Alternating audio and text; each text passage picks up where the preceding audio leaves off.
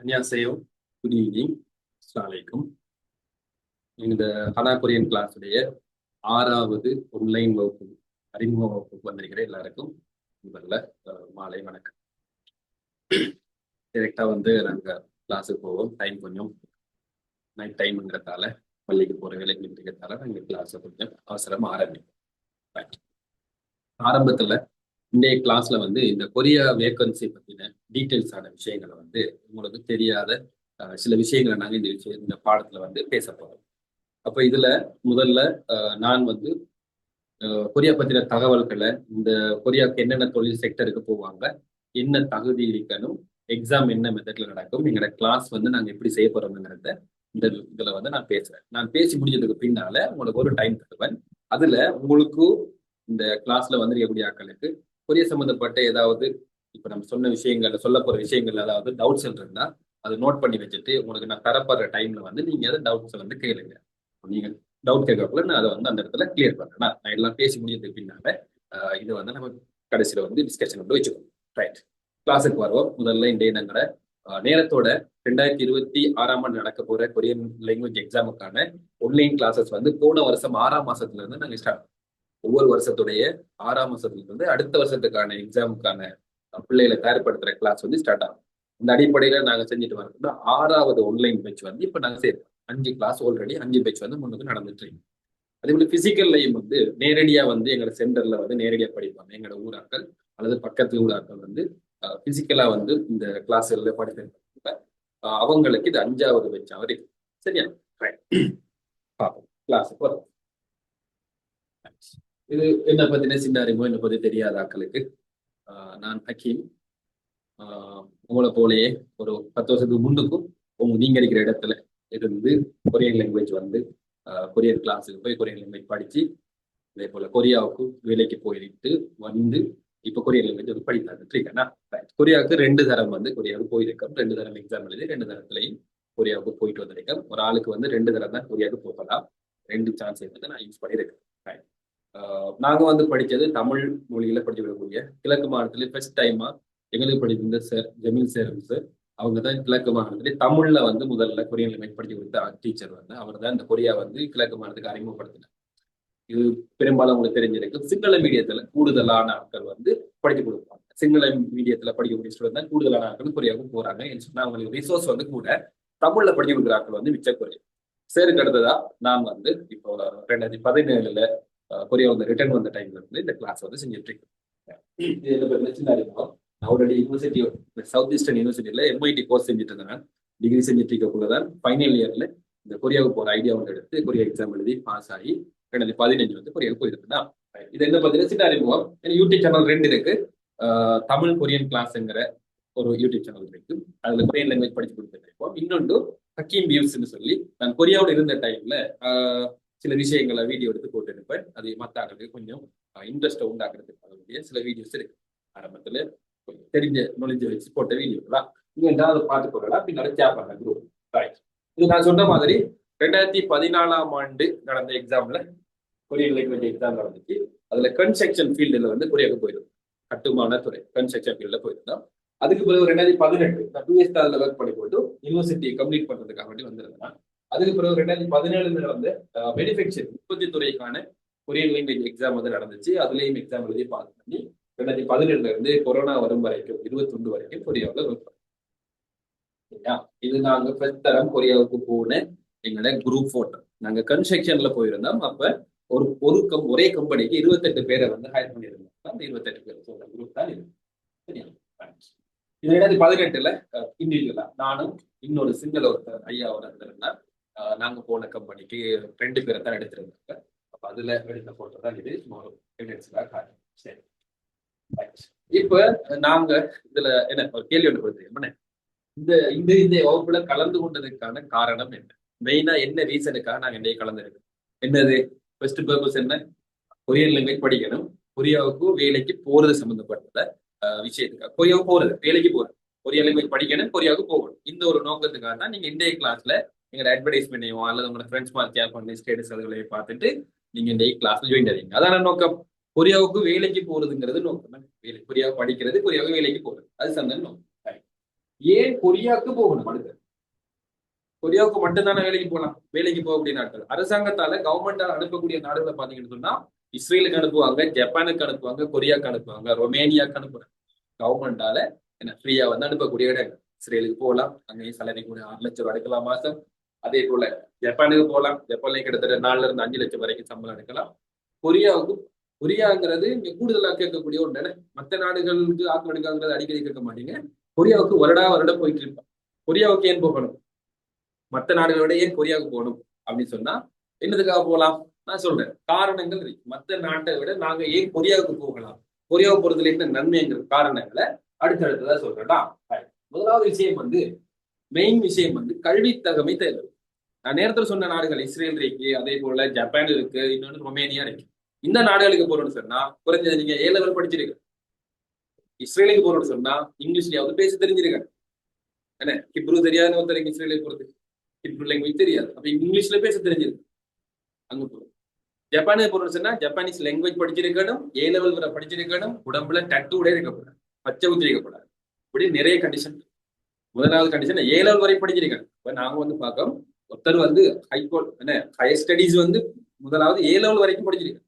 A level படிக்காத ஆட்கள் வந்து சில நாடுகளுக்கு போகிறது. என்னதான் லாங்குவேஜ் ஃப்ளூயன்சியா இருந்தாலும், எவ்வளவு டேலண்ட் இருந்தாலும் A level படிச்சா தான் எடுப்பாங்க. அப்ப அந்த நாடுகளுக்கு போகலாது. இந்த நாட்டுக்கு பார்த்தோம்னு சொன்னா கல்வி தகமையை பார்க்க மாட்டாங்க. உங்களோட ப்ரொஃபைல்ல வந்து நீங்க எவ்வளவு தூரம் படிச்சிருக்கீங்கிறத ஆட் பண்ணி தான் இருக்குமே தவிர அதை வச்சு ஆட்களை வேலைக்கு எடுக்கிறீங்க. சரியா? ரைட். இன்னொரு விஷயம் இருக்கு. தெரியும், கொரியா போன்ற நாடுகளுக்கு போறோம்னு சொன்னா நீங்க இந்த விசா இல்லாம வேற டைப்ல என்ன விசாவுக்கு போனாலும் தான், ஸ்டூடெண்ட் விசாவில் போறதுனால தான், டூரிஸ்ட் விசாவில் போறேன்னு சொன்னாலும் தான், விசிட்டிங் விசாவில் போறேன்னு சொன்னாலும் தான் நீங்க வந்து குறைஞ்சது $10,000 வந்து உங்களோட அக்கௌண்ட்ல இருக்கிற மாதிரி காட்டணும். $10,000 காட்டணும். கிட்டத்தட்ட 35-40 லட்சம் ரூபாய் காசு. ஷோ மணிட்டு சொல்லுவாங்க. காசு காட்டினா தான் என்ன எவ்வளவு காசு இருக்குன்னு சொன்னா தான் உங்களை கொரியாவுக்குள்ள என்டர் பண்ண விடுவோம். ஆனா இப்ப நாங்க இப்போ கூப்பிடுறோம், கவர்மெண்ட்ல எக்ஸாம் எழுதி பாஸ் ஆகி போறதுக்கு உங்க அக்கௌண்ட்ல எவ்வளவு இருக்குன்னு சொல்லி கேட்ட தேவையில்லை. எனக்கு காசு இருக்கவே மாட்டேங்குது, எனக்கு படிக்க வராக்கிட்ட காசு இல்லை, காசு இருந்தா வரமாட்டேன் படிக்க, என்ன ஷோ மணி காட்ட தேவையில்லை அப்படின்னு விஷயத்த சொல்றாங்க. இன்னொன்று இது கவர்மெண்டால தான் அனுப்புறது வேலை. இப்ப நாங்க வந்து பிரைவேட் ஏஜென்டாக செட் பண்ணி வாங்கி அனுப்புறது இல்லை.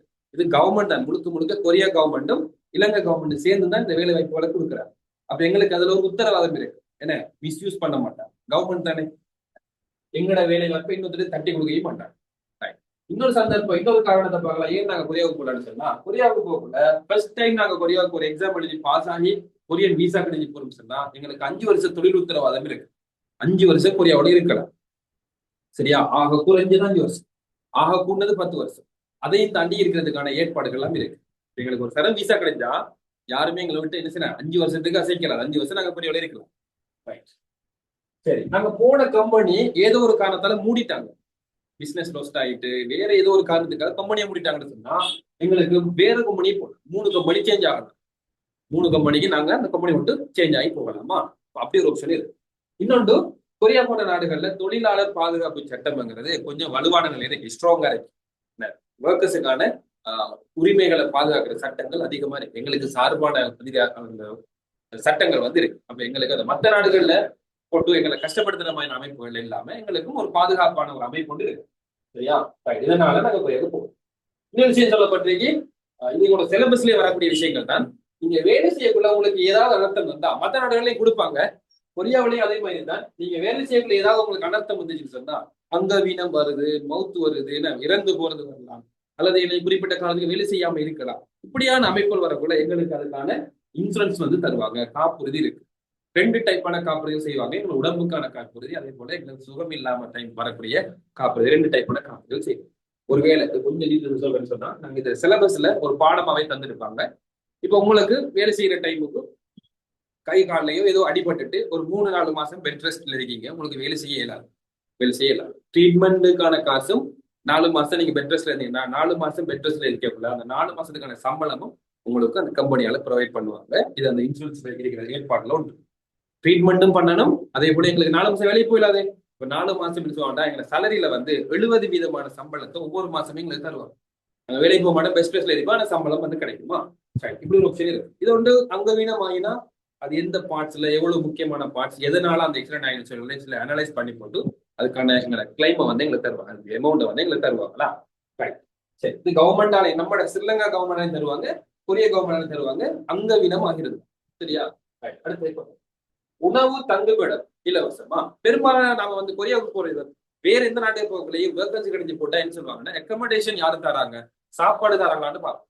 சில ஆட்கள் வந்து ரூம் மட்டும் கொடுப்பாங்க, சாப்பாடு கொடுக்க மாட்டாங்க. சாப்பாடுக்கு பெரிய கோஸ்ட் ஒன்று வரும், என்ன பெரிய கோஸ்ட் ஒன்று போகும். அதனால இந்த பெரும்பாலான கம்பெனி 90% கம்பெனி வந்து ரூமும் சாப்பாடும் வந்து ஃப்ரீயா தருவாங்க. கொரியன் ஃபுட்டும் அங்க அவங்களோட ரூம்ஸும் தருவாங்க. சில வேலைகள்ல நாங்க தங்குற இடம் வந்து ஒரு சிட்டியாக இருக்கும்னு சொன்னா, உதாரணத்துக்கு பார்ப்போம் நம்ம நாடுகளை கொடுமே, அல்லது களம்புல முக்கியமான ஒரு இடத்துலதான் அந்த கம்பெனி இருக்குன்னு சொன்னா அங்க வந்து ரூம்ஸ் எல்லாம் எடுக்கிறது கஷ்டமா இருக்கு. அப்படியான இடங்கள்ல டிமாண்டா இருக்கும், சில ரூம்ஸ் வந்து விலை கூட இருக்கு. அப்படியான சந்தர்ப்பத்துல சம்டைம் எங்கள்கிட்ட இருந்து ஒரு குறிப்பிட்ட பெர்சன்டேஜ் வந்து கம்பெனி எல்லாம் எடுப்பாங்களா, இதை கொஞ்சம் நான் புரிச்சுக்கோங்க. பெரும்பாலான இடங்கள்ல ஃப்ரீயா தான் தருவாங்க. அடுத்தது சம்பளம் தவிர போனஸ் பென்ஷனும் கிடைக்கும். போனஸ் கிடைக்கிற ஒரு ஏற்பாடு. அதே போல எங்களுக்கு வேற என்ன பென்ஷன் கிடைக்கும். இப்போ 5 வருஷம் மொத்த கொரியாவில் ஒர்க் பண்றான்னு சொன்னா அவரோட சம்பளத்துல இருந்து இபிஎஃப் இடிஎஃப் கூடிய அமைப்புல எங்களோட ஓய்வூதிய சம்பளங்களை வந்து கட் பண்ணி வச்சுக்குவாங்க. அப்ப நாங்க ஒரு 5 வருஷம் குறைய விட்டு வர போறதுல 5 வருஷத்துக்கான 5 ஐ 12 60 மாசம், 60 மாசம் நாங்க இருக்கிறதுல 58 மாசம் தான் குறைவில் இருக்கலாம். அப்ப அந்த 58 மாசத்துக்கான எங்களோட இபிஎஃப் சம்பளம் வந்து எங்களுக்கு கிடைக்கும். அதே போல போனஸ், ஒரு வருஷம் ஒரு கம்பெனில நீங்க ஒர்க் பண்ணீங்கன்னு சொன்னா 1 மாச சம்பளம் உங்களுக்கு போனஸா கிடைக்கும். அப்ப இதெல்லாம் வந்து எங்களுக்கு கொஞ்சம் மத்த நாடுல கொடுக்காங்களோ தெரியல, இங்க போனா எங்களுக்கு ஒரு பெனிஃபிட்டா இருக்கும். அதை வச்சு எங்களால ஏதாவது ரன் பண்ணக்கூடிய மாதிரி இருக்கும். சின்ன அமௌண்ட் இல்ல, கொஞ்சம் பெரிய அமௌண்ட்களா தான் வரும். அடுத்தது தொழில் ஸ்கில் பழக்கலாம். இப்ப நாங்க போறது வந்து நாங்க செய்ய போற வேலை வந்து பெரும்பாலும் இலங்கையில செஞ்சு பார்த்த வேலையாவே இருக்காது. இலங்கையில நாங்க செஞ்ச வேலைகள்ங்கிறது மிச்சம் குறைவா தான் இருக்கும், செய்யாத வேலைகள் தான் இருக்கும். பெரிய பெரிய டெக்னாலஜியான விஷயங்கள், பெரிய பெரிய விஷயங்களை செய்ய போறோம். அப்ப அந்த விஷயங்களை வந்து அந்த தொழில்களை வந்து பழகிட்டு வந்து எங்களுக்கும் இங்க ஒரு கம்பெனி ரன் பண்ணக்கூடிய அளவுக்கு இருக்கலாம். அதே மாதிரி அமைப்பு இல்லாட்டியும் அதை விட ஒரு குட்டியான ஒரு கம்பெனி ஒன்று செய்யறதுக்கான தொழில வந்து பழகக்கூடிய வாய்ப்பும் பெரும்பாலாக்களுக்கு கிடைக்கும். சரியா? புதிய விஷயங்கள் படிக்கிறாங்க. இலங்கையில ஒவ்வொரு வருஷமும் கொரியாவில இருந்து வந்த சக்சஸ்ஃபுல்லாக ரன் பண்ணக்கூடிய ஆட்களுக்கான ஒன்று கூட ஒன்று வைப்பாங்க கவர்மெண்டான. பீரோ ஆபீசர் தானே இலங்கை வெளிநாட்டு வேலையா பண்ணியும் அவங்களால வருஷம் கொரியாவில இருந்து ரிட்டர்ன் வந்து இப்ப சக்சஸ்ஃபுல்லா ஏதாவது பிசினஸ் செஞ்சு என்ன தனியா என்ன தனி தனி என்ன சொல்றது தொழில் முயற்சிகள் செஞ்சிருக்காங்களோ அவங்களை எல்லாம் சொன்னா இன்வைட் பண்ணி ஒரு ப்ரோக்ராம் வைசுவாங்க. அப்ப அவங்க எவ்வளவு தூரம் அவங்க சக்சஸ் ஆயிருக்காங்க அப்படிங்கிற விஷயங்களை கொரியன் எம்பசி அலைய மக்கள் வருவாங்க, அவங்களுக்கு முன்னால பேசுவாங்க. அப்ப அவங்க அதை இம்ப்ரூவ் பண்றதுக்கான ஏற்பாடுகள் கொரியாவிலையும் செய்யறாங்க. ரைட், இதுதான் இந்த கொரியாவை போறதுக்கு ஏன் நம்ம கொரியாவை சூஸ் பண்ணுங்கிறதுக்கான ஒரு காரணங்களாக இருக்கு. ரைட், இப்ப சரி, இந்த கொரியன் லாங்குவேஜ் கொரியாவுக்கு என்ன காரணத்துக்காக போறாங்க? சம்பளம் நல்லா, போனஸ் கிடைக்குது, சாப்பாடுகளும் கிடைக்குது, தொழில் பாதுகாப்பு சட்டங்கள் நல்லா இருக்கு, கல்வி தகவ தேவையில்லை, சோ மணி காட்ட தேவையில்லை, காசு எங்களுக்கு எவ்வளவு இருக்குன்ற அவசியம்லாம் இல்லை அப்படின்னு சொன்னாங்க. ரைட், இப்படி இருக்கக்குள்ள இப்ப நாங்க இதை படிக்கிறதுக்கு இந்த கொரியன் எக்ஸாமுக்கு ரெடி ஆகிறதுக்கு நீங்க ஏன் எங்கட கிளாஸுக்கு வரணும் அப்படின்ற காரணத்தை அடுத்தது. ஏன் நீங்க மற்ற இடங்களுக்கு போக இங்க வரணும்? மற்ற இடங்களுக்கு போக நீங்க எதை செலக்ட் பண்ணிக்கிட்டீங்கன்னா மெயினான விஷயம் வந்து பெரும்பாலும் எங்களோட ஊராக்களை தவிர வெளியூராக்களுக்கு தெரியும், அவங்களுக்கு தமிழ்ல டீச்சர்ஸ் மாறுங்கிறது மிச்சம் குறைவா இருப்பாங்க. தமிழ்ல கொரியன் லாங்குவேஜ் படிச்சு போடுறது கஷ்டம். இதை நாங்க தமிழ்ல படித்தாங்க. ஏன்னா கொரியன் ஒவ்வொரு சொற்களாக கொரியன்ல ஒவ்வொரு விஷயங்களையும் நாங்க தமிழ்ல சொல்லியிருக்கோம். பெரும்பாலும் இந்த கிழக்கு மாநிலத்தை தவிர்த்து மற்ற இடங்களுக்கு போனீங்கன்னு சொன்னா பெரும்பாலும் சிங்கள மீடியத்லாம் இருக்கும். ஸ்கூல்கள்ல நீங்க சிங்கள மீடியத்துல படிக்கக்கூடிய ஆக்களா இருப்பீங்கன்னு சொன்னா ஸ்கூல்ல நீங்க சிங்கள மீடியத்துல படிச்சிருந்தா மட்டும்தான் நீங்க என்ன செய்யலாம், வேற்று மொழி ஒன்றை உங்களை தாய்மொழியில படிக்கலாம். சிங்களத்துல தெரிஞ்சிருந்தா சிங்கள மீடியத்துல படிக்கலாம். பெரும்பாலான ஸ்டூடெண்ட் எங்கள்கிட்ட வந்து இடையில சில ஸ்டூடெண்ட் வந்து ஜாயின் ஆகுறாங்க. அவங்களுடைய ஸ்டோரி என்னன்னு சொன்னா இதுதான், அவங்களுக்கு சிங்களம் பேச தெரியும், எழுத தெரியாது. சிங்கள மீடியத்தில் நடக்கிற கிளாஸ்களுக்கு போறாங்க. அந்த கிளாஸ்கள்ல நடக்கிற விஷயத்த அவங்க பேசுறது தெரியும், அவங்க பேசுறதெல்லாம் விளங்குது. எழுத்து நடைகள்ல சொல்ற விஷயங்கள் வந்து அவங்களுக்கு விளங்க. அப்ப அவங்களுக்கு அதை கொஞ்சம் எக்ஸாம் சரியா சக்சஸ்ஃபுல்லா செஞ்சுக்கிட்டாங்க. அதனால எங்களோட வந்து ஜாயின் ஆகுறாங்க. அப்ப நான் தமிழ்ல படித்தாரோம். அடுத்த விஷயம் வந்து நான் வந்து 3 டைப்பான இந்த கொரியன் எக்ஸாம் வந்து ஹிஸ்டரியா வந்து பார்த்தோம்னு சொன்னா வரலாற்று இதுல எவ்வளவு தூரம் வந்துருக்கீங்கன்னு சொன்னா 3 டைப்பான பேட்டர்ன்ல மாறி வந்துருக்கு இந்த எக்ஸாம் நடக்கிற மெத்தட்.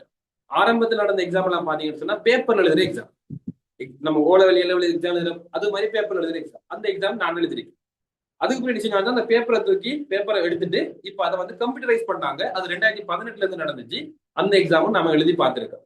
அந்த எக்ஸாமும் வந்த டைம்ல அந்த எக்ஸாம் பேப்பர் எக்ஸாம் எழுதியாச்சு, கம்ப்யூட்டரைஸ் பண்ணப்பட்ட எக்ஸாமும் எழுதியாச்சு.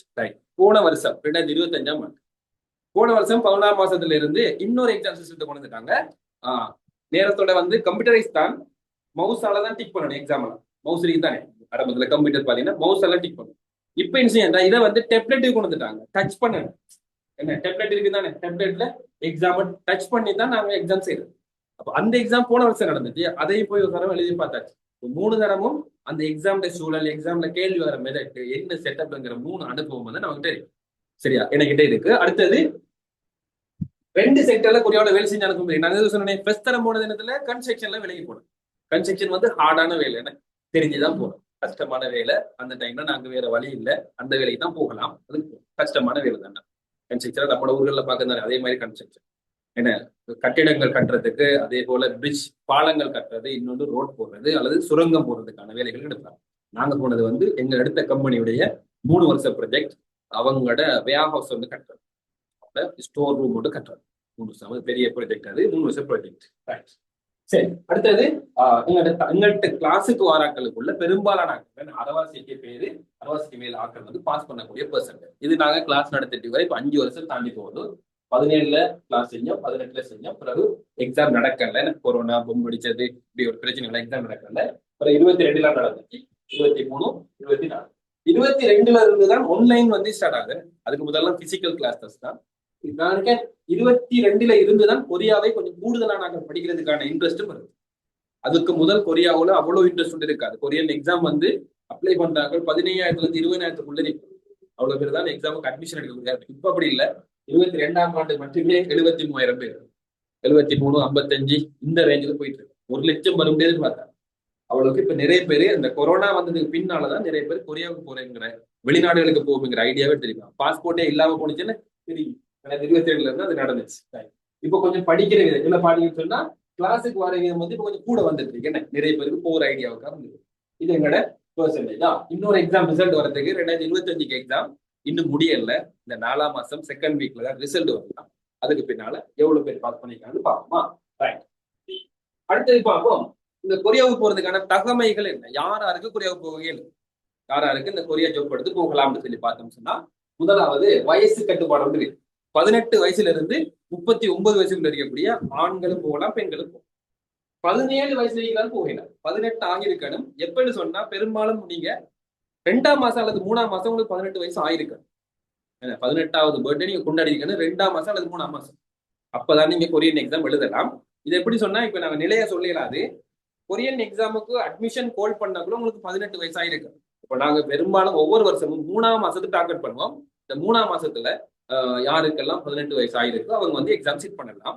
39 வயசு வரைக்கும் சொல்லப்பட்டிருக்கு. 39 வயசுன்னா 37க்கு பின்னால கொரியன் எக்ஸாம்ல இருந்து கொஞ்சம் தவிர்த்து கொண்டா நல்லது. 37 தாண்டிட்டு சொன்னா கொஞ்சம் கஷ்டம். அப்படின்னு சொன்னா அந்த ஒரு 100% சுவர் பண்ணி சொல்லிடலாம், உங்களுக்கு விசா கிடைக்கும்ங்கிறது சுவர் பண்ணிடலாம். ஏன்னு சொன்னா நல்லா பாருங்க, இப்ப கூடுதலா இப்ப நன்மையில நடக்கிற 2 வருஷமா பார்த்தோம்னு சொன்னா, எக்ஸாம் எழுதக்கூடிய பிள்ளைகள் படிக்கிறாக்கள் வயசு அடிப்படையில சராசரி எப்படி வருதுன்னு சொன்னா, இந்த 18ல இருந்து 23 வயசுக்குள்ள நிறைய பேர் படிக்கிறாங்க. கிட்டத்தட்ட 50 மேல ஆட்கள் வந்து 18ல இருந்து 19க்குள்ள 23க்குள்ள படிக்கிறாங்க. அப்ப சின்ன ஆட்கள் தான் கூடுதலா படிக்காம பொஸ்மாரு ஹயர் பண்ண போக்குல கொஞ்சம் ஓவரேஜான ஆட்கள் எடுக்கிறத விட சின்ன ஆட்களை தானே செய்வாங்க, கம்பெனிகளுக்கு எடுப்பாங்க. அப்பதான் அவர் என்ன 10 வருஷம் வேலை செய்வாரு. 5 வருஷத்துக்கு எக்ஸ்டெண்ட் பண்ணி போட்டு 10 வருஷம் வேலை செய்வார். ஓகேயா, ரைட். சரி, வயசு விஷயத்துல கொஞ்சம் பாருங்க. அடுத்த சொல்லப்படி கை கால் அங்கவீனமற்றவர். சில ஸ்டூடெண்ட் வந்து நம்ம ஆன்லைன்ல படிச்சு கொடுக்கோம். ஆன்லைன்ல படிக்க கூட பெரும்பாலான முகத்தை காட்ட மாட்டாங்க. பிறகு எக்ஸாம் எழுத போகல ஒருவேளை காணக்குள்ள பார்த்தா தான் என்ன நடந்திருக்கும், இது சொல்லு போறல என்ன நம்ம வாயால கேட்கவும் இல்லை, உங்களுக்கு இருக்கா இல்லையான்னு கேட்க மாட்டோம். சில ஆட்கள் பார்த்தா அது எக்ஸிடென்ட் ஆகி விரல் இல்ல, கால் இல்ல, இல்லாட்டி எனக்கு இரும்பு வச்சிருக்கேன், உள்ளுக்குள்ள இதை வச்சிருக்கேன், எனக்கு கால் உடைஞ்சி, இடுப்பு உடைஞ்சி, கம்பி வச்சிருக்காங்க அப்படின்னு சொல்லுவோம். நாங்க அதோட வேலைக்கு போயிடலாம், நமக்கு தான் கஷ்டம் திரும்ப. அப்போ அங்க அப்படியே நாங்கள் வந்து சொல்லுவாங்க, நம்ம சும்மா அனுப்ப போறோம்ல, மெடிக்கல் டெஸ்ட் எல்லாம் செஞ்சுதான் அனுப்புவாங்க. நாங்க எங்களை எடுக்கிறது நோக்கம் என்ன செய்யறது, ஒரு லாங் டேர்ம் பிளான்ல ஒரு 5 வருஷம் கொரியாவோட ஒர்க் பண்ணணுங்கிற அடிப்படையில எடுக்காங்க. உடம்பு வந்து சரியா இருக்கக்கூடிய ஆளை, அங்கவீனமா இருக்கக்கூடிய ஆட்கள் கொரியாவுக்கு போறதை தவிர்த்து கொள்வது நல்லது. நீங்க எக்ஸாம் எழுதினாலும் ஃபெயில் ஆகி விட்டுருவாங்க. ஏன்னா ரிசல்ட் எல்லாம் ஃபெயில்னு சொல்லிடுவாங்க. மெடிக்கல் எல்லாம் இருக்கு எங்களுக்கு. அப்ப நீங்க கொஞ்சம் செக் பண்ணி பாருங்க. இப்படி பிறப்புல இருந்து அங்கவீனமா இருக்கக்கூடிய ஆட்கள் நேரத்துடனே கையுடைஞ்ச இப்ப எல்லாம் சரியா போயிடுது, எனக்கு ஒரு பிரச்சனையும் இல்லைன்னு சொன்னா பரவாயில்ல. இடுப்பு உடைஞ்ச ஆட்கள் வெயிட் தூக்கல, அதான இடுப்பு உடைஞ்சு அடிபட்டு சில ஆள் ஒரு அர்த்தம் வந்து அவருக்கு கொஞ்சம் குந்தினா திருப்பி தப்ப குயிக்கா ஒழும்பே இல்லாது. அப்போ ஒரு கிட்டத்தட்ட 3 மாசம் படிச்சிட்டாரு கொரியன் லாங்குவேஜ். அதுக்கு சொன்னாரு எனக்கு எப்படி ஒரு பிரச்சனை இருக்குன்னு சொல்லி. செய்யல அது என்ன இப்ப என்னன்னா உங்களையும் பாக்குறேன். நீங்க கொரியாவுக்கு போய் சும்மா இருக்க போறல, அவங்க சும்மா சம்பளம் தர போறாங்களா, நம்மள வேலை வாங்க போறாங்க. அந்த வேலை செய்யறதுக்கு என்ன உடம்புல ஏழுமான்னு சொல்லி பாக்குறேன். இதுல சொல்லப்படாத ஒரு விஷயம் தானே இதுல இருக்கு. சில ஆட்களுக்கு வந்து அந்த வலிப்புங்கிற ஒரு நோய் உண்டு, சில ஆட்களுக்கு இருக்கு. என்ன அது இறைவன் ஏற்பாடு. அவங்களுக்கு சில ஆட்களுக்கு இருக்கு. அவங்க வந்து பெரும்பாலும் வெளிநாட்டுக்கு போறதே கூடாது, வெளிநாட்டு போகக்கூடாது அப்படியான ஆட்கள். சில ஆட்கள் போயிருக்காங்க, எல்லாமே கொள்ளாம போயிட்டான், கொரியாவுக்கு போயிட்டான். போனதுக்கு பிறகுதான் இப்ப அதையும் கொஞ்சம் சொல்ல வேண்டியிருக்கு. அப்போ ஒரு 2 தரம் கம்பெனிகள்ல வந்ததால கம்பெனில ஒரு தரம் வலிப்பு வந்து அந்த கண்டாங்கன்னு சொன்னா கம்பெனி விட்டு நிறுத்தாட்டிட்டுருவாங்க. ஏன்னு சொன்னா நாங்க செய்ய போற வேலை வந்து கொஞ்சம் பாரதூரமான வேலை, கொஞ்சம் பயங்கரமான வேலைகளா இருக்கு. என்னன்னா டேஞ்சர். நீங்க சில நேரம் யூடியூப்ல தட்டி பாருங்க, கொரியன் ஒர்க்கர் என்ன கொரியன் மேனுஃபேக்சரிங் ஒர்க் அப்படின்னு சொல்லி ஜாப் அப்படி சொல்லி டைப் பண்ணி பாருங்க. நான் சொன்னேன் தானே, நாங்க இலங்கையில செஞ்ச வேலைகள் மாதிரி இல்லை. இது சின்னனா செஞ்சுட்டு இருக்கோம். அவங்க பெரிய பெரிய கம்பெனி, பெரிய பெரிய அமைப்புல தான் அந்த வேலைகள் இருக்கும். மெஷின் எல்லாம் வந்து பெருசா இருக்கு. அப்ப அதுகள் செய்யல டேஞ்சர். அந்த கம்பெனி வேலைகளை வந்து கொஞ்சம் டேஞ்சரா இருக்கு. அப்ப நாங்க அங்க போயிட்டு எங்களுக்கு ஒரு வேலை வலிப்புகள் வந்து நாங்க மெஷினுக்குள்ள அகப்பட்டேன்னு நமக்கு ஏதாவது முன்பின் உசுராபத்துகளை வந்துட்டு சொன்னா பெரிய ஒரு இதாப்பி இருக்கும். அதனால வழிப்பெறியக்கூடிய ஆக்கள், கை காலில் ஏற்கனவே பிறப்புலையோ பிறகு ஏதோ நடந்து கையில காலில் விரல்கள் இல்லை, எனக்கான வெயிட் தூக்க இயலாது, இப்படியான ஆட்கள் வந்து இந்த எக்ஸாமுக்கோ இந்த இதுகளுக்குள்ள வாரதை தவிர்த்து கொள்றது நல்லது. உங்களோட உடம்புக்கு ஏற்ற மாதிரி அமைப்புல வேலைகளை பார்த்துக் கொள்ளுங்க. அடுத்தது வர்ண குறைபாடு இல்லாதவர்கள். இது புதுசா ஒரு விஷயம், நிறைய பேருக்கு தெரியாது. ஹெவி வெஹிக்கல் என்ன ஹெவி லைசன்ஸ் எடுக்க போறோம், பெரிய வாகனங்கள் ஓராங்க லைசன்ஸ் எடுக்க போகும்போது செக் பண்ணுவாங்க. கலர் பிளைண்ட்னு சொல்லி ஒரு பிரச்சனை வந்து இருக்கும் சில ஆட்கள். நாங்க ஃபர்ஸ்ட் தரம் எங்க பெஞ்சில் வந்து செய்ய போகல, எக்ஸாம் பாஸ் பண்ணிட்டாரு, மெடிக்கல்ல போனா அவருக்கு கலர் பிளைண்ட் இருக்கு. கலர் பிளைண்ட் சொன்னா என்ன, இப்ப இதுல சிவப்பு கலர் போட ஒன்று, மேலுக்குன்னா சிவப்பு கலர் ஒன்று இருக்கு, என்ன இந்த விலங்குதுவா, இது விலங்கா, இது பச்சை விலங்கு, என்ன லைட் பச்சை மயில் அவங்களுக்கு அப்படி கலர். சில கலர் வந்து விலங்கு, அது வேற வேற கலரா விலங்கு. நீங்க வேணா என்ன செக் பண்ணி பார்க்கலாம். இதை செக் பண்ணி பாருங்க. நான் இப்ப உங்களுக்கு ஒரு நார்மல் பிக்சர்ஸ் ஒன்று காட்டுறேன், இந்த பிக்சர்ஸ் ஒன்று காட்டுறேன். இதுல இருக்கிற நம்பர்ஸ் எல்லாம் விளங்குதான்னு பாருங்க. சும்மா உதாரணத்துக்கு இது கொஞ்சம் கஷ்டமா இருக்கு எனக்கு விளங்குதுன்னு சொன்னா, நான் இன்னும் கூகுள்ல போய் கலர் பிளைண்ட் டெஸ்ட் அடிச்சீங்கன்னு சொன்னா ஆன்லைன்ல வரப்போதா டெஸ்ட் செக் பண்ணி பாருங்க, உங்களுக்கு கலர் விளங்குதான்னு பாருங்க. நம்மளா பாருங்க, இதுக்குள்ள 12 நம்பர் விளங்குதா, இதுக்குள்ள 8 விளங்குதா, 6, 29, 57 இந்த நம்பர்லாம் விளங்குதா? நம்மளா பாருங்க. உங்களுக்கு ஸ்கிரீன்ல எந்த அளவுக்கு கிளியர்னு தெரியல. நான் வேண்டாம் திருப்பி இதை வந்து உங்களுக்கு இது கூகுள்ல இருக்கு, சர்ச் பண்ணாச்சு. ஸ்கிரீன் கொஞ்சம் நார்மலா இருக்கு என்ன, பிரச்சனை இல்லை. அப்ப இதுல இந்த ஸ்கிரீன்ல விளங்காத எனக்கு பிரச்சனை யோசிக்க வேணாம். நான் உங்களுக்கு இதுல லிங்க் வந்து தாரேன். யூடியூப்ல சாரி கூகுள்ல போய் கலர் பிளைண்ட் டெஸ்ட், சரியா இங்கிலீஷ்ல மாத்திட்டு கலர் பிளைண்ட் டெஸ்ட் சொல்லி கொடுத்தீங்கன்னா ஆன்லைன்ல ஒன் டைம் நீங்க வந்து செக் பண்ணி பார்க்கலாம். அதுல சில நம்பர்ஸ் தருவாங்க. எங்களுக்கு எக்ஸாம்லயும் எக்ஸாம் முடிஞ்ச கையோட 12 போட்டோ தருவாங்க. 12 போட்டோவில் 6 சரியா சொல்லணும், நீ 6க்கு மேல சரி சொல்லணும், சரியா? இப்ப நார்மலா பாத்தீங்கன்னு சொன்னா இது எப்படி சொன்னா, சில 2-3 கலருக்குள்ள ஒரு கலர்ல அந்த நம்பர்ஸ் எழுதிருக்காங்க. அந்த கலர் பிளைண்ட் இருக்கிற ஆளுக்கு என்ன செய்யும் சொன்னா, அந்த கலர் எல்லாம் ஒரே கலரா விளங்கு, அதனால உங்களுக்கு நம்பர் விளங்கு, சரியா? இப்போ ஒருத்தருக்கு வந்து இந்த சிவப்பு கலர்ல பிரச்சனை இருக்குன்னு சொன்னா, பச்சையில பிரச்சனை இருக்குன்னு சொன்னா என்ன நடக்க போதோ, ஒரு பச்சை தானே, இந்த பச்சைக்குள்ள 45 ஒரு நம்பர் எழுதிருக்காரு பாரு.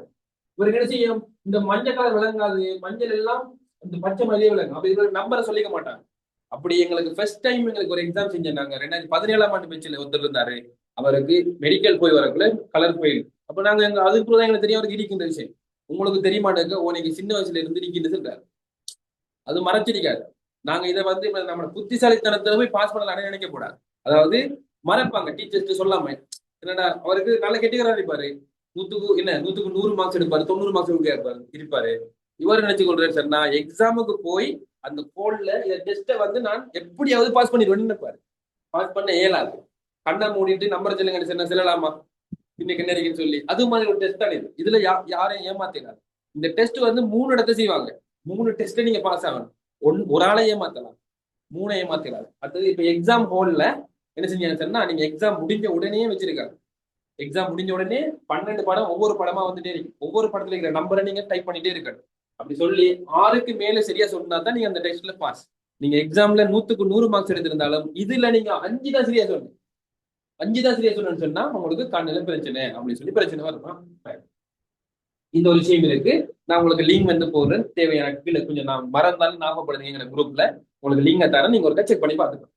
இன்னொன்று, ஏற்கனவே கொரியாவுக்கு போனாக்கள், போய் நாடு கடத்தப்பட்டவர்கள், கொரியாவுக்கு நேரத்தோட கொரியன் இதே மாதிரி படிச்சு எக்ஸாம் எழுதி பாஸ் பண்ணி போய் அங்க இல்லீகலா ஏதாவது ஒரு வேலை செஞ்சு கொரியா கவர்மெண்ட் பிடிச்சவங்கள நாட்டுக்கு திறத்திருப்பாங்க. அப்படியா நாட்கள் போகலாம், திரும்பக்கூடிய போகலாம், ஜென்மத்துக்கு போயிடாத மாதிரி தான் செஞ்சிருப்பாங்க. அதனால அப்படியான ஆட்கள் வேற ஒரு விசாவிலையோ வேற ஸ்டூடெண்ட் விசாவோ அல்லது டூரிஸ்டாவையோ எப்படியோ போய் இல்லீகலா கொஞ்ச நாள் அங்க இருந்தாங்க. கவர்மெண்ட் ஆலயம் செஞ்சிருப்பாங்க, நாடு கடத்தல் சொன்னாங்க, டிபோர்ட் பண்ணிருப்பாங்க. அப்படியே நாட்கள் போகலாம். சரியா? அதே நாம் இன்னொன்று, நீதிமன்றத்தால சிறை தண்டனை விதிக்கப்படாதவர்களா இருக்கணும். என்ன, கவர்மெண்ட் கோர்ட்ஸ்ல வந்து ஒரு குற்றம் செஞ்சேன்னு சொல்லி எங்களை ஜெயில வந்து போட்டு, ஜெயில இருந்தா போயிடலாம்.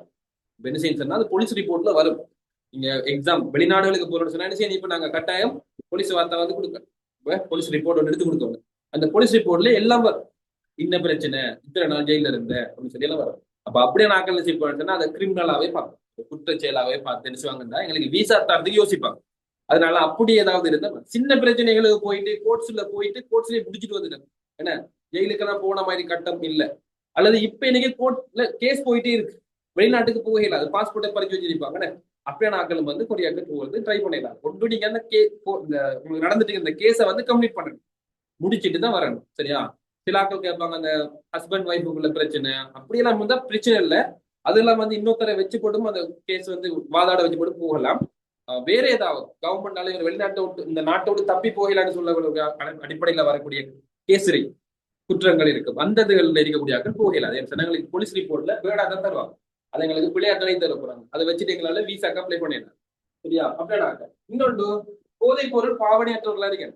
இப்ப அது சொல்லித்தான் ஆக வேண்டிய ஒரு கட்டாயத்துல இருக்கேன். இது செய்யறாங்க, இது இதுக்குன்னு தனி ஒரு டெஸ்ட் ஒன்று வைப்பாங்க கவர்மெண்டால, மெடிக்கல் டெஸ்ட் வைக்கணும். இது ட்ரக் அடிக்டா இல்லையாங்கிறது செக் பண்ணுவாங்க. நீங்க ஏற்கனவே பாவிச்சாளர் இருந்தா பரவாயில்ல, இனிமேல் பாவிக்கப்படாது, 2 வருஷத்துக்கு பாவிக்கப்படாது, இனிமேல் 2 வருஷத்துக்கு பாவிக்கப்படாது. அப்பதான் மெடிக்கல் டெஸ்ட்ல உங்களுக்கு பாசிட்டிவான ரிசல்ட் வருது, நெகட்டிவ் ரிசல்ட் வருது. சரி, பாசிட்டிவ்ஸ்ல நெகட்டிவ் வரும். போதைப் பொருள் பாவிச்சா காட்டி கொடுக்குமா, கஞ்சாவில இருந்து மத்த எல்லாத்தையும் வந்து நிப்பாட்டாங்க. இதுக்கு முதல் பாவிச்சாங்க, இனிமேல் பாவிக்கப்படாது. இப்பதான் எக்ஸாம்ல பாஸ் ஆகலாம், மெடிக்கல் டெஸ்ட்ல பாஸ் பண்ணலாம். இதுல நீங்க ஃபெயில்னு சொன்னா டீபோர்ட் பண்ணுவாங்க. இதுல நீங்க கவர்மெண்டால நடத்துற மெடிக்கல் 2 மெடிக்கல் செய்வாங்க, பெரும்பாலும் லங்கா ஹாஸ்பிட்டல், ஸ்ரீ ஜெயவர்தன் ஹாஸ்பிட்டல், அதாவது தேர்டன் ஹாஸ்பிட்டல், 3 ஹாஸ்பிட்டல் இருக்கு, இந்த ஹாஸ்பிட்டல் எல்லாம் செய்வாங்க. அப்ப அதுகள்ல 2 டெஸ்ட்லையும் பாஸ் பண்ணிட்டு கொரியாவுக்கு போனதுக்கு பின்னால முதல் நாளே டெஸ்ட் தான் நடக்கும், மெடிக்கல் டெஸ்ட் தான் நடக்கும். அங்கேயும் முதல்ல எங்களை டெஸ்ட் பண்ணுவாங்க. அம்மா அந்த டெஸ்ட்ல அவங்க பிடிப்பட்டோம் சொன்னா, அங்க இவர் பாவிச்சிருக்காருன்னு சொல்லி அதுல பாசிட்டிவ் வரும்னு சொன்னா அடுத்த நாளே பிளைட்ல வந்து அனுப்புவாங்க. அதனாலதான் எங்களை வந்து கொரியாவுக்கு வரக்குள்ள குறைஞ்ச 50,000 ரூபாய் காசு கையில கொண்டு வச்சிருவாங்க. அது ரிட்டர்ன் பிளைட்டுக்கான காசு. இது நடந்தா என்ன செய்யறேன், டிக்கெட்டை போட்டு திருப்பி நாட்டுக்கு அனுப்பிடுவாங்க. அதுக்காக சொல்றதா கொஞ்சம் கவனமா இருக்கீங்களா அப்படின்னு சொல்லி பாத்துக்கணும். ரைட், இதான் அந்த வர்ண குறைபாடுங்கிற இதை வந்து செக் பண்ற விஷயம். ரைட், இப்போ நாங்க போறது வந்து இந்த கொரியாவுக்கு போறது வந்து, கொரியாவுக்கு போறதுக்கு நிறைய விசா டைப் இருக்கு. எங்களை கவர்மெண்ட் அனுப்புறாங்க E9 என்று சொல்லக்கூடிய விசாவில் அனுப்புறாங்க. E9ங்கிற விசா வந்து சாதாரணமா லேபர் டைப்பான வேலைகளுக்கு போகக்கூடிய ஒரு விசா. இல்லையா? கொரியாவுக்கு நம்ம மட்டும் போறல, நிறைய பேர் வேற டைப்பான விசாவில போறாங்க. இன்ஜினியரிங் விசாவில் போவாங்க, டெக்னீஷியன் விசாவில் போவாங்க, ரிசர்ச்சரா போவாங்க, படிச்சு கொடுக்குற போவாங்க. நிறைய விசாக்கள் இருக்கு. ஆனா நாங்க போற இடத்துல லேபரா தான் போறோம். நாங்க போறது லேபர், சாதாரண லேபரா. எங்களுக்கு ஒரு வேலை தெரியும். அங்க போய் 3 மாசம் ட்ரைனிங் தருவாங்க. அந்த ட்ரைனிங் போய் பழவி அந்த வேலை என்னென்னு பழவி 3 மாசத்துக்கு போவாங்க. அந்த வேலையை கம்ப்ளீட்டா சேரும், பெர்மனண்டா அந்த வேலையை தான் சேர்ப்போம். சரியா? ரைட், ஒருத்தர் போயிருக்காரு. இப்ப நாங்க போக பார்த்தோம் சொன்னா எங்களுக்கு இந்த ஷூ ட்ரெக் சாமான் புக் ஷாப்ல அல்லது ஃபுட் சிட்டிகள்ல வந்து டேபிள் வச்சிருப்பாங்க தானே, சாமான் வைக்கிற அந்த ட்ரே இருக்கு தானே, ட்ரே வந்து செய்யற கம்பெனி இரும்பலரையும் ஜாயின் பண்ணலாம், நமக்கு பிடிச்ச மாதிரி ஜாயின் பண்ணுவோம். அந்த ட்ரே செய்யற கம்பெனிங்கிறது பிளேட், இரும்பு பிளேட்ல வந்து ஒரு டீம் வந்து அதை கட் பண்ணி வளர்ச்சி அதுக்கு ஏற்ற மாதிரி செட் பண்ணி தருவாங்க. எங்கட டீம் வந்து செய்வாங்கன்னா மெஷின் தான் பெயிண்ட் பண்ணணும். பெயிண்ட் பண்ணி வாரத்தை வந்து 10 பீஸா வந்து பெக் பண்ணணும். இதான் எங்கட டீமுக்கு வேணும். அப்ப போன உடனே அது தெரியாத வேலை என்ன, தன்னால முதல் பார்த்துட்டு அடுத்த நாள் ட்ரெயின் தருவாங்க. 3 மாசம் ஸ்மூத்தா வந்து ட்ரெயின் விட்டு போயிட்டு ஸ்லோவா போயிட்டு அது பின்னால அதே வேலை தான் எங்களுக்கு. பெக் பண்ற முறையை நாங்க அந்த 3 மாசத்துல படிச்சுட்டு இனி பெக்கிங் தான். இப்ப எங்களுக்கு ப்ரொஃபஷனலா எந்த தொழிலும் இல்லை. நான் போனது அப்படி. இன்னொருத்த எங்கடையில போனாரு சொன்னா அவருக்கு வேலை வந்து அவரோட கம்பெனில வந்து பியர் வந்து கொண்டு போறதுக்கான கேஸ் இருக்கு தானே, பிளாஸ்டிக் சோடா அதெல்லாம் தூக்கிட்டு போற கேஸ் இருக்கு. அந்த கேஸ் செய்யற கம்பெனி. அப்ப அவங்க வந்து அந்த பிளாஸ்டிக்ல துகள்கள் வந்து அதுல மூலப்பொருள் வந்து ஒரு நாட்டில இருந்து வரும். அதை இவங்க மெஷின்ல போட்டு அவங்களுக்கு பிடிச்ச கலரை வந்து மிக்ஸ் பண்ணி அதுல வந்து வாத்தெடுப்பாங்க. அந்த மெஷின்ல கொடுத்து வாத்து ஃபர்ஸ்ட் இவருக்கு அதில் வாத்துக்க தெரியுமா தெரியாதுன்னு இவர் என்ன செய்வாங்கன்னா ஆரம்பத்துல இருந்து கோலையா மாதிரி ஒருத்தர் கீழே இருந்து வேலை செய்ய வேலையை கொஞ்சம் பழகி பிறகு இவர் மெஷின் ஆப்ரேட் பண்ணுவாரு. உள்ளே தேவையில்ல இவ்வளவு டெக்னாலஜி கூட வந்த காலம் டிக்டாக்லயோ யூடியூப்லயோ போய் நீங்க எப்படி மேக் பண்றாங்கன்னு சொல்லி பார்க்கலாமே. ஷூ கேஸ் எப்படி மேக் பண்றாங்க, அதே போல இந்த பியர் கேஸ் எப்படி போத்தல் எப்படி மேக் பண்றாங்க பார்க்க தானே டிக்டாக்ல எல்லாம் வருமே. ஒருத்தர் செய்யற முறையெல்லாம் நிறைய பேர் மாறி மாறி செஞ்சுட்டு இருப்பாங்க. ரைட். அதே போலதான் எங்களையும் இப்படி ஏதாவது ஒரு வேலைக்கு தான் எடுக்காங்க. நாங்க போயிட்டு அந்த வேலையை பழக போறோம். சரியா? ரைட். அதனாலதான் கல்வி தகவலே பார்க்காங்க. அடுத்தது இப்ப போன சொன்னா இந்த விசா விசா போனோம்னு சொன்னா எங்களுக்கு 4 மாசமும் 4 வருஷமும் 10 மாசமும் விசா எங்களுக்கு. சரியா? ஒரு தரத்துல ஒருத்தர் எக்ஸாம் எழுதி பாஸ் ஆகினான்னு சொன்னா அவருக்கு கொடுக்கறது வந்து 4 வருஷமும் 10 மாசம், 5 வருஷத்துக்கு வராது. 2 மாசத்துக்கு குறைஞ்சிருப்பாங்க. கொரியாவில் 5 வருஷத்துக்கு கூட இருந்தா அடுத்த தரம் போயிடலாம். கொரியாவில் ஒருத்தர் வந்து கொரியாவுக்கு போனாரா, போயிட்டு 4 வருஷம் 10 மாசத்துக்குள்ள வந்துடணும் நாட்டுக்கு. 5 வருஷத்துக்கு இதுக்கு மேல தாண்டிட்டாருன்னு சொன்னா அவர் திரும்ப கொரியாவுக்கு போயிடலாம். அது கொரியாவோட ஒரு ரூல்ஸா வச்சிருக்காங்க. 5 வருஷத்துக்கு கூட இருக்கிறாளுக்கு வந்து கொரியாவில் சிட்டிசன்ஷிப் கொடுப்பாங்க, லீகல் இருக்கிறாளுக்கு. அதனாலதான் எங்களை இந்த 10 மாசத்துக்கு இது பண்ணிருக்காங்க. இப்ப நீங்க முதல் தடவை எக்ஸாம் பாஸ் ஆகினா உங்களுக்கு விசா வந்து தருவாங்க, 3 வருஷம் தருவாங்க. இந்த 3 வருஷம் தந்ததுக்கு பின்னால உங்களுக்கு தொடர்ச்சியா கொரியாவில் வேலை செய்ய விருப்பம்னு சொன்னா இன்னும் 1 வருஷமும் 10 மாசமும் எக்ஸ்டெண்ட் பண்ணுவாங்க விசாவை. அதுக்கு பிறகு உங்களுக்கு கொரியாவில் இருக்கத்தான் விருப்பம்னு சொன்னா என்ன செய்வாங்க சொன்னா, நீங்க கடைசியா ஒரு கம்பெனில 12 மாசத்துக்கு குறையாம வேலை செஞ்சிருக்கீங்க. கம்பெனி விட்டு நிக்கிற காலம் வருமே. இப்ப 4 வருஷமும் 10 மாசத்துல ஒருத்தர் 4 வருஷமா ஒரு கம்பெனில வேலை செஞ்சுட்டு கடைசி 10 மாசத்துக்கு இன்னொரு கம்பெனில வேலை செஞ்சான்னு சொன்னா அந்த கம்பெனில 1 வருஷம் வேலை செஞ்சிருக்காரா? கடைசி கம்பெனி இல்ல, 10 மாசம் தான் வேலை செஞ்சிருக்காரு. இப்படி இல்லாம 12 மாசம் வேலை செஞ்சிருப்பாருன்னு சொன்னா அந்த கம்பெனி என்ன செய்வாங்கன்னா அவங்களுக்கு இந்த மிடில் ஈஸ்டுக்கு போறாங்கன்னு சொல்லுவாங்க, நான் வெக்கேஷன்ல வந்திருக்கேன், டிக்கெட்டோட வந்திருக்கேன், திரும்ப போகணும் அந்த கம்பெனிக்கு சொல்லுவாங்க. அது மாதிரி உங்களுக்கு ரீஎன்ட்ரிங்கிற அமைப்பு ஒரு விசா தருவாங்க. திரும்ப என்ன செய்வாங்க, அதே 4 மாசம் 4 வருஷம் 10 மாதம் உங்களுக்கு கிடைக்கும். இதுக்கு எக்ஸாம்பிள் தேவையில்ல, நீங்க வெக்கேஷன்ல வந்து போகணும். என்ன கொரியாவில் கூட காலம் இருக்கலாது. இந்த 10 மாசத்துக்கு இடையில நீங்க ரிட்டர்ன் நாட்டுக்கு வந்துட்டு திரும்ப போனீங்கன்னா அதே கம்பெனில எக்ஸாம்லாம் இல்ல, டிரெக்டா அந்த கம்பெனி போய் வேலை செய்யுது. இப்படி ஒரு சிஸ்டத்தை வந்து கொடுத்திருக்காங்க. ரைட். இப்ப கூடுதலா என்ன சொன்னாங்கன்னா கொரியாவுல வேலை செய்யக்கூடிய கொரியன் வந்து குறைவு.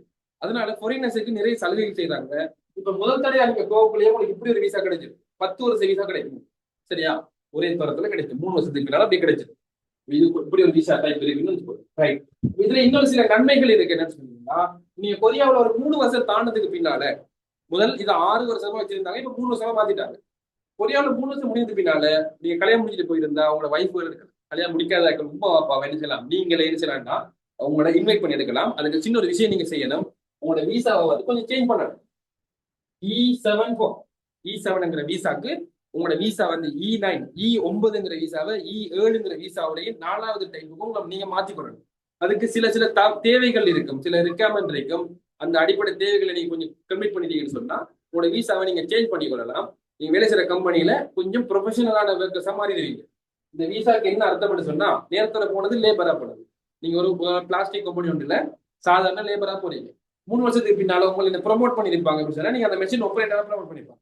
அப்ப நீங்க யாரு இப்ப என்ன சொன்னா நீங்க ப்ரொஃபஷனலா ஒர்க்கர் அல்லது ஸ்கில் ஒர்க்கர் தான் சொல்லுவோம். ஸ்கில் ஒர்க்கரா போனதுக்கு பின்னால உங்களோட விசாவை மாத்திட்டு விருப்பம் இருந்தா உங்களோட ஃபேமிலியை இன்வைட் பண்ணி உங்களை வச்சுக்கொள்ளலாம். அதுக்கு பின்னால இந்த விசாவில இருந்து பெர்மனன்ட் ரெசிடென்ட் விசாங்கிறது போறதுக்கான வாய்ப்பு இருக்கு. அதுக்கு குறிப்பிட்ட காலம் கொரியாவோட இருக்கணும். எங்களோட இன்கம்ல நாங்க கொரியாவோட வச்சுக்கொள்ளணும். இந்த நாட்டுக்கு அனுப்ப போறோம், அங்க சேமிச்சு வரணும். நிறைய கண்டிஷன் எல்லாம் இருக்கு, அதெல்லாம் பிறகு படிக்குமா? சரி. அப்ப இவ்வளவு E9 விசாவில நாங்க என்ன துறைக்கு வேலைக்கு போறோம்? கேர்ள்ஸும் போறாங்க, பாய்ஸும் போறாங்க. கேர்ள்ஸ் ஒரு குறிப்பிட்ட அளவாக்கள் தான் போறாங்க, ஃபுல்லா போயிடலாம். சரியா? குறிப்பிட்ட பெர்சன்டேஜ் தான் எடுக்காங்க. என்னென்ன துறைகளுக்கு போறாங்கன்னு பார்த்தா ஃபேமஸா கூடுதலா ஆட்கள் போறது வந்து உற்பத்தி துறை. உற்பத்தி துறைன்னு சொன்னா மேனுஃபேக்சரிங். ஒரு கம்பெனில ஏதாவது ஒரு ப்ராடக்ட்டை மேனுஃபேக்சரிங் பண்ற கம்பெனில எங்களுக்கு வேலை கிடைக்கும். இன்னொரு துறை வந்து இந்த இது 2வது ஃபேமஸ் ஆனது இது மீன் பிடிக்கிற துறை. மீன் பிடிக்கிறது, மீன் வளர்க்கறது. மீன்டா மீன் மட்டும் இல்ல, அவங்க நிறைய அட்டை, இந்த கடல் மட்டி, கடல் பாசி இதுகளை வளர்ப்பாங்க, அதை அறுவடை செய்யறது, கடலுக்கு போவாங்க. இப்படியான வேலைகள் இருக்கு. வீடை பராமரிக்கிற வேலையெல்லாம் இருக்கு. இது 2 தான் கூடுதலான ஆட்கள் போறது. அடுத்தது கட்டுமானம், கன்ஸ்ட்ரக்ஷன். இது மிச்ச குறையத்தான் எடுக்கிற ஸ்டாப் பண்ணிட்டாங்க. கப்பல் கட்டுமானம் இது போன வருஷத்துக்கு முந்தின வருஷத்துல அறிமுகப்படுத்தப்படும். ஏன்னா 23ல இருந்து அறிமுகம். கப்பல் கட்டுமானம்னா கொரியா வந்து ஃபேமஸ் வந்து கப்பல் செய்யறதுல ஃபேமஸ். சரியா? கார் செய்யற மாதிரி கப்பல் செய்யறதுல கொரியா ஃபேமஸ். அப்ப கப்பல் ஷிப் பில்டிங் துறைக்கு மாற்றம் எடுத்தாங்க. இப்ப இதை வந்து மேனுஃபேக்சரிங்குள்ள மாத்திட்டாங்க. இப்ப இவங்க எல்லாரும் வந்து உற்பத்தி துறைக்கு வந்துட்டாங்க. அடுத்தது சேவைகள். ஒரு தரம் தான் அறிமுகப்படுத்தினாங்க. சேவைகள் எடுத்த போது அதை கொஞ்சம் ஸ்டாப் பண்ணிட்டா நீங்க பாத்தீங்கன்னா பிள்ளைகள் ஆர்ப்பாட்டம் எல்லாம் செஞ்சாங்க, இன்னும் எங்களை வேலைக்கு எடுக்கல அப்படின்னு சொல்லி ஆர்ப்பாட்டம் செஞ்சாங்க. இது புதுசா அறிமுகப்படுத்தின துறை. இது வந்து ஹோட்டல்களை, அதாவது ரெஸ்டாரண்ட்ல வந்து வெயிட்டர் வேலைக்கு எடுத்தாங்க. வெயிட்டர் வேலைக்கு தான் அவங்க எடுக்க போறோம்னு சொல்லி எடுத்தாங்க. இன்னொரு மற்ற நாடுகளுக்கு ஆப்ஷன் கொடுத்துருந்தாங்க வேர் ஹவுஸ். அதாவது இப்ப நீங்க ஆன்லைன் டராஸ் எல்லாம் இருக்குதானே, அது மாதிரி அமைப்புகள்ல நிறைய இடங்கள்ல வர பொருட்களை வந்து தரம் பிரிக்கிற வேலை செய்யறதுக்கும் இடங்கள்ல அல்லது லோட் பண்ற வேலைக்கும் ஆட்கள் எடுத்தாங்க. இப்போதைக்கு இந்த மூணு வந்து இல்லைன்னு வச்சுக்கோங்க. இந்த மூணு மீன் எங்களுக்கு ரெண்டு ரெண்டு ஆப்ஷன் தான் இருக்கு. ஒன்று போறோம்னா கம்பெனிக்கு போகணும், இல்லையா மீன் வளர்க்கறது போகணும், மீன் பிடிக்க மீன் வளர்க்க போகணும். இது ரெண்டு ஆப்ஷன் தான் கூடுதலா ஸ்ரீலங்காக்கு கொடுக்குறாங்க. இதுக்கு என்ன தேவை அப்படின்னு சொல்லி பார்த்தா ரெண்டு விஷயம் தேவை. நான் ஒன்றத்தை மென்ஷன் பண்ணியிருக்கேன். பாஸ்போர்ட் இருக்கிற நான் சொன்ன மாதிரி 18 வயசுல இருந்து 37 39 வரைக்கும் இருக்கு. 37 வரைக்கும் இருந்தா நல்லா. 39 ஆக்கள் ட்ரை பண்ணி பார்க்கலாம். முழுக்க நம்ப கூடாது, இதுல கிடைக்கும்ங்கிறத நம்ப கூடாது. சரியா? ஹோல் கண்ட்ரி பாஸ்போர்ட் இருந்தா சரி. அதுலயும் அந்த பாஸ்போர்ட்ல இன்னும் 2 இயர்ஸ் வெளியிட்டு இருக்கணும். நீங்க அட்மிஷன் போடக்குள்ள உங்களோட பாஸ்போர்ட் காலாவதி தேதி தானே, அது 2 வருஷம் இருக்கு, அப்பதான் எடுக்கலாம். இன்னொன்று நான் சொன்ன மாதிரி பிசிக்கல் ஃபிட்னஸா இருக்கணும். வேலைக்கு போறோம், வேலை செய்யக்கூடிய திறமையா இருக்கணும். வீக்கானாக்கள் போய் அங்க கஷ்டப்படவானா. இந்த கொரியா வந்து 4 காலநிலை உள்ள நாடு. ஒவ்வொரு 3 மாசத்தையும் கிளைமேட் சேஞ்ச் ஆகிட்டே இருக்கு. நாங்க ஸ்கூல்ல படிச்ச மாதிரி வசந்த காலம், கோடை காலம், இலையுதிர் காலம், பனிக்காலம், 3 மாசத்துக்கு ஒருக்கா சேஞ்ச் ஆகிட்டே இருக்கு. அப்ப அதுக்கேற்ற மாதிரி எங்க உடம்பும் தயாரா இருக்கணும். உடம்பும் அதுக்கேற்ற மாதிரி ஒத்துழைக்கக்கூடிய அமைப்புல இருக்கு. நோயோட போனோம்னு சொன்னா எங்களால கஷ்டமா இருக்கு வேலை செஞ்சு கொள்ளலாம். இது அந்த ப்ரொசஸ் இருக்கு. நம்மள தெரிஞ்சு கொண்டதுக்காக சின்ன குயிக்க விளங்கப்படுத்துறேன். ஃபர்ஸ்ட்டுக்கு நாங்க எக்ஸாமுக்கு அட்மிஷன் போடுவோம். எக்ஸாமுக்கு அட்மிஷன் வந்து பெரும்பாலும் மார்ச்ல ஸ்டார்ட் பண்ணிடுறேன். இப்ப இந்த ஒரு போன வருஷத்தை பாத்தீங்கன்னா 10ஆம் மாசம் அட்மிஷன் கொடுத்தாங்க. 9ஆம் மாசம் அட்மிஷன் கொடுத்தாங்க. அப்போ ஒருவேளை இந்த மாசம் 4ஆம் மாசம் 5ஆம் மாசங்களுக்கு கொடுத்து வாய்ப்பு இருக்கு. முன்கூட்டி தந்தாலும் பரவாயில்ல, நாங்க வந்து இன்ஃபார்ம் பண்ணுவோமா. முதல்ல அட்மிஷன் எடுக்கணும். அதுக்கு பின்னால எக்ஸாம்ல எழுதி எக்ஸாம்ல சிட் பண்ணி எக்ஸாம்ல பாஸ் ஆகணும். எக்ஸாம்ல பாஸ் ஆகினா மட்டும் முறையாக போயிடாது. அதுக்கு அடுத்த இன்னொரு டெஸ்ட் வச்சிருப்பாங்க. அந்த பாஸ் ஆகின ஆக்களுக்குள்ள 10% ஆக்களை வந்து தட்டுவாங்க. பாஸ் ஆகிறது இப்ப 100 பேர் ஆக்கள் தேவைன்னு சொன்னா ஒரு 110 பேர் தான் என்ன செய்வாங்கன்னா அடுத்த 2ஆம் சுற்றுக்கு எடுப்பாங்க. அதை ஸ்கில் டெஸ்ட். நீங்க சில நிலைகளை பார்ப்பீங்க. சில பிள்ளைகள் குச்சியெல்லாம் போடுற மாதிரி, கலர் குச்சியெல்லாம் போடுற மாதிரி, நெட்டை பூட்டுற மாதிரி எல்லாம் யூடியூப்ல பேஸ்புக்ல போட்டிருப்பாங்க. அதை ஸ்கில் டெஸ்ட்னு சொல்றேன். இந்த வருஷம் எக்ஸாம் நாட்கள் 2025 எக்ஸாம் நாட்களுக்கு வார 5ஆம் மாசம் 6ஆம் மாசம் நடக்க போகுது ஸ்கில் டெஸ்ட். எக்ஸாம்ல பாஸ் பண்ண ஆட்கள்ல 10% எக்ஸ்ட்ரா நாட்களை வந்து கூட எடுத்து அவங்களுக்குள்ள அந்த 10% ஆக்களை கழிக்கிறதுக்காக வேண்டி இந்த டெஸ்ட் நடத்துவாங்க. இந்த டெஸ்ட் வந்து 3 டைப்பான டெஸ்டா இருக்கும். ஒன்று உங்களோட பிசிக்கலை செக் பண்ணுவாங்க. உங்களுக்கு கை புலம் எவ்வளவு, விடுப்பு புலம் எவ்வளவு இருக்கு. அடுத்தது வந்து கொரியன் லாங்குவேஜ் எவ்வளவு பேச தெரியும். 4 நிமிஷம் வந்து கொரியன் ஆட்கள் உங்களை இன்டர்வியூ பண்ணுவாங்க. உங்களை பத்தி, உங்களோட குடும்பத்தை பத்தி, என்னதுக்காக கொரியா கூப்பிடுறீங்க, கொரியாவில் கம்பெனி சார்ந்த சில டூல்ஸ் போட்டோவை காட்டி இதெல்லாம் என்ன அப்படின்னு சொல்லி கேட்பாங்க. அதெல்லாம் நாங்க பின்னால ட்ரெயின் பண்ணி படிச்சுட்டு தான் போவோம் அந்த எக்ஸாம். சரியா? இப்படி ஸ்கில் டெஸ்ட் இருக்கு. இது ரெண்டும் பாஸ் ஆகினா தான் நீங்க அடுத்த ப்ரொசஸுக்கு போகலாம். அதுக்கு பின்னால நீங்க ஃபைனலா கொரியாவுக்கு போறதுக்கான லிஸ்ட்டுக்குள்ள நீங்க வந்துட்டீங்கன்னு சொன்னா உங்களுக்கு police medical report, police report, அது போல உங்களோட டாக்குமெண்ட் சொன்னா நீங்க பெருசா ஒண்ணும் இல்லை. அவங்க கேட்கிற டாக்குமெண்ட் என்ன, ஜிஎஸ் கரெக்டர்ல இருந்து உங்களோட கல்வி தகமையில இருந்து அவங்க கேட்கக்கூடிய உங்களோட டாக்குமெண்ட் நீங்க கொடுத்தீங்கன்னு சொன்னா அவ்வளவு என்ன செய்வாங்கன்னு சொன்னா எல்லாத்தையும் ப்ரூஃப் பார்த்து போட்டு கொரியாவில் இருக்கக்கூடிய வேலைவாய்ப்பு மையத்துக்கு உங்களோட ஃபைல் அனுப்புவாங்க. கொரியாவில் இருக்கிற வேலைவாய்ப்பு மையத்துக்கு இலங்கையில் இருக்கக்கூடிய ஆட்கள் ஃபைல் போகும். நாங்க மட்டும் எக்ஸாம் எழுதுறதுல மேலேயே 16 நாடுகள் எங்களை சேர்த்து 17.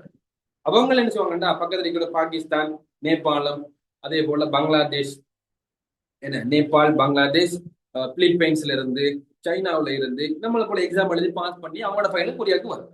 கொரியாவில் இருக்கிற வேலைவாய்ப்பு மையத்துல ஒவ்வொரு வருஷமும் 4 அல்லது 5 கட்டங்களாக வந்து ஆட்கள் செலக்ட் பண்ணுவாங்க. சரியா? ஒவ்வொரு நாளும் ஆட்கள் எடுக்கிறது எக்ஸாம் எழுதி பாஸ் ஆனது பின்னால உதாரணத்துக்கு பாத்தீங்கன்னு சொன்னா 2026ஆம் ஆண்டு எப்ப ஆட்கள் எடுத்தாங்கன்னு சொன்னா இந்த மாசம் 11ஆம் தேதி வரை, சரி 6ஆம் தேதியில இருந்து 11ஆம் தேதி வரைக்கும் ஆட்கள் எடுத்தாங்க. அந்த பீரியடுக்குள்ள எடுப்பாங்க. இனி எப்ப எடுப்பாங்கன்னு சொன்னா அதுக்குள்ள யாரெல்லாம் பொஸ்மார் வந்து பார்த்து விருப்பப்பட்டு இன்னார எனக்கு தாங்க, இவர் எனக்கு பிடிச்சிருக்குன்னு சொல்லி ஆட்கள் செலக்ட் பண்ணுவாங்க. பொஸ்மார் எங்களோட ஃபைல் எல்லாம் வந்து கொரியா பொஸ்மாரை காட்டுவாங்க. அதுல பொஸ் எங்களை செலக்ட் பண்ணுவாங்க. அவர் என்ன அடிப்படையில செலக்ட் பண்ணாரு யாருக்கும் தெரியும்.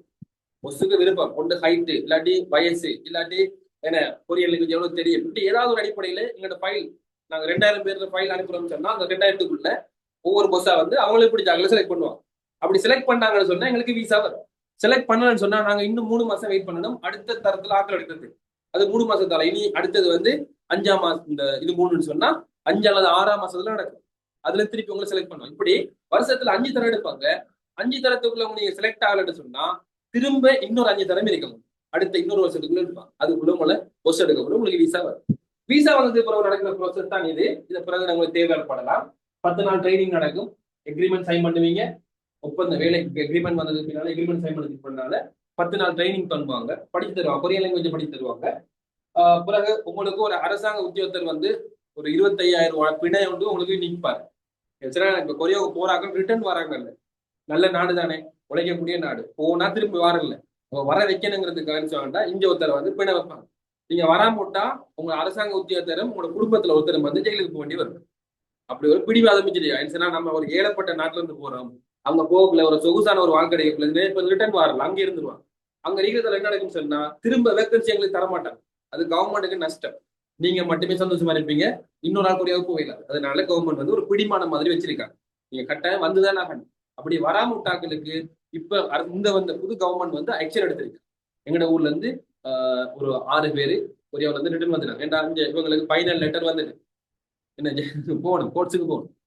சரியா? அப்ப இப்படி ஒன்று வச்சிருக்காங்களா, அதெல்லாம் இருக்கு. ரைட். அதுக்கப்புறம் நீங்க கொரியாவுக்கு போய்ங்க, கொரியாவில் போய் கொரியாவில் வேலையை ஸ்டார்ட் பண்ணுவீங்க.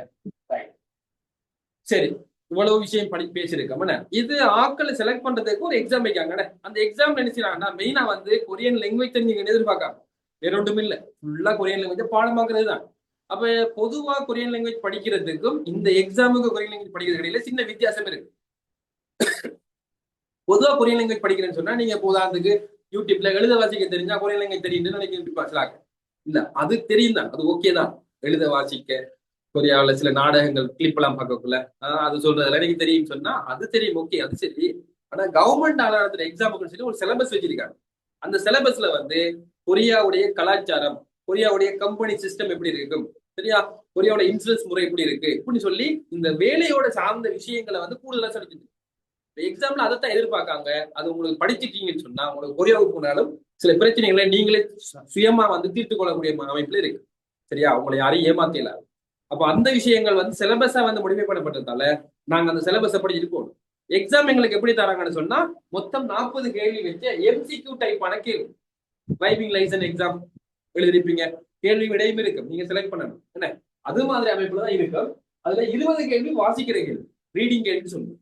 கேள்வி எழுதப்பட்டிருக்கும், விடையும் எழுதப்பட்டிருக்கும். கேள்வியை வாசிச்சு இடைவெளி நிறுத்துற கேள்வியோ பொருத்தமான சொல்லோ ஏதோ படத்தை தந்து அது என்னன்னு கேட்கிற கேள்வியோ வரலாம்.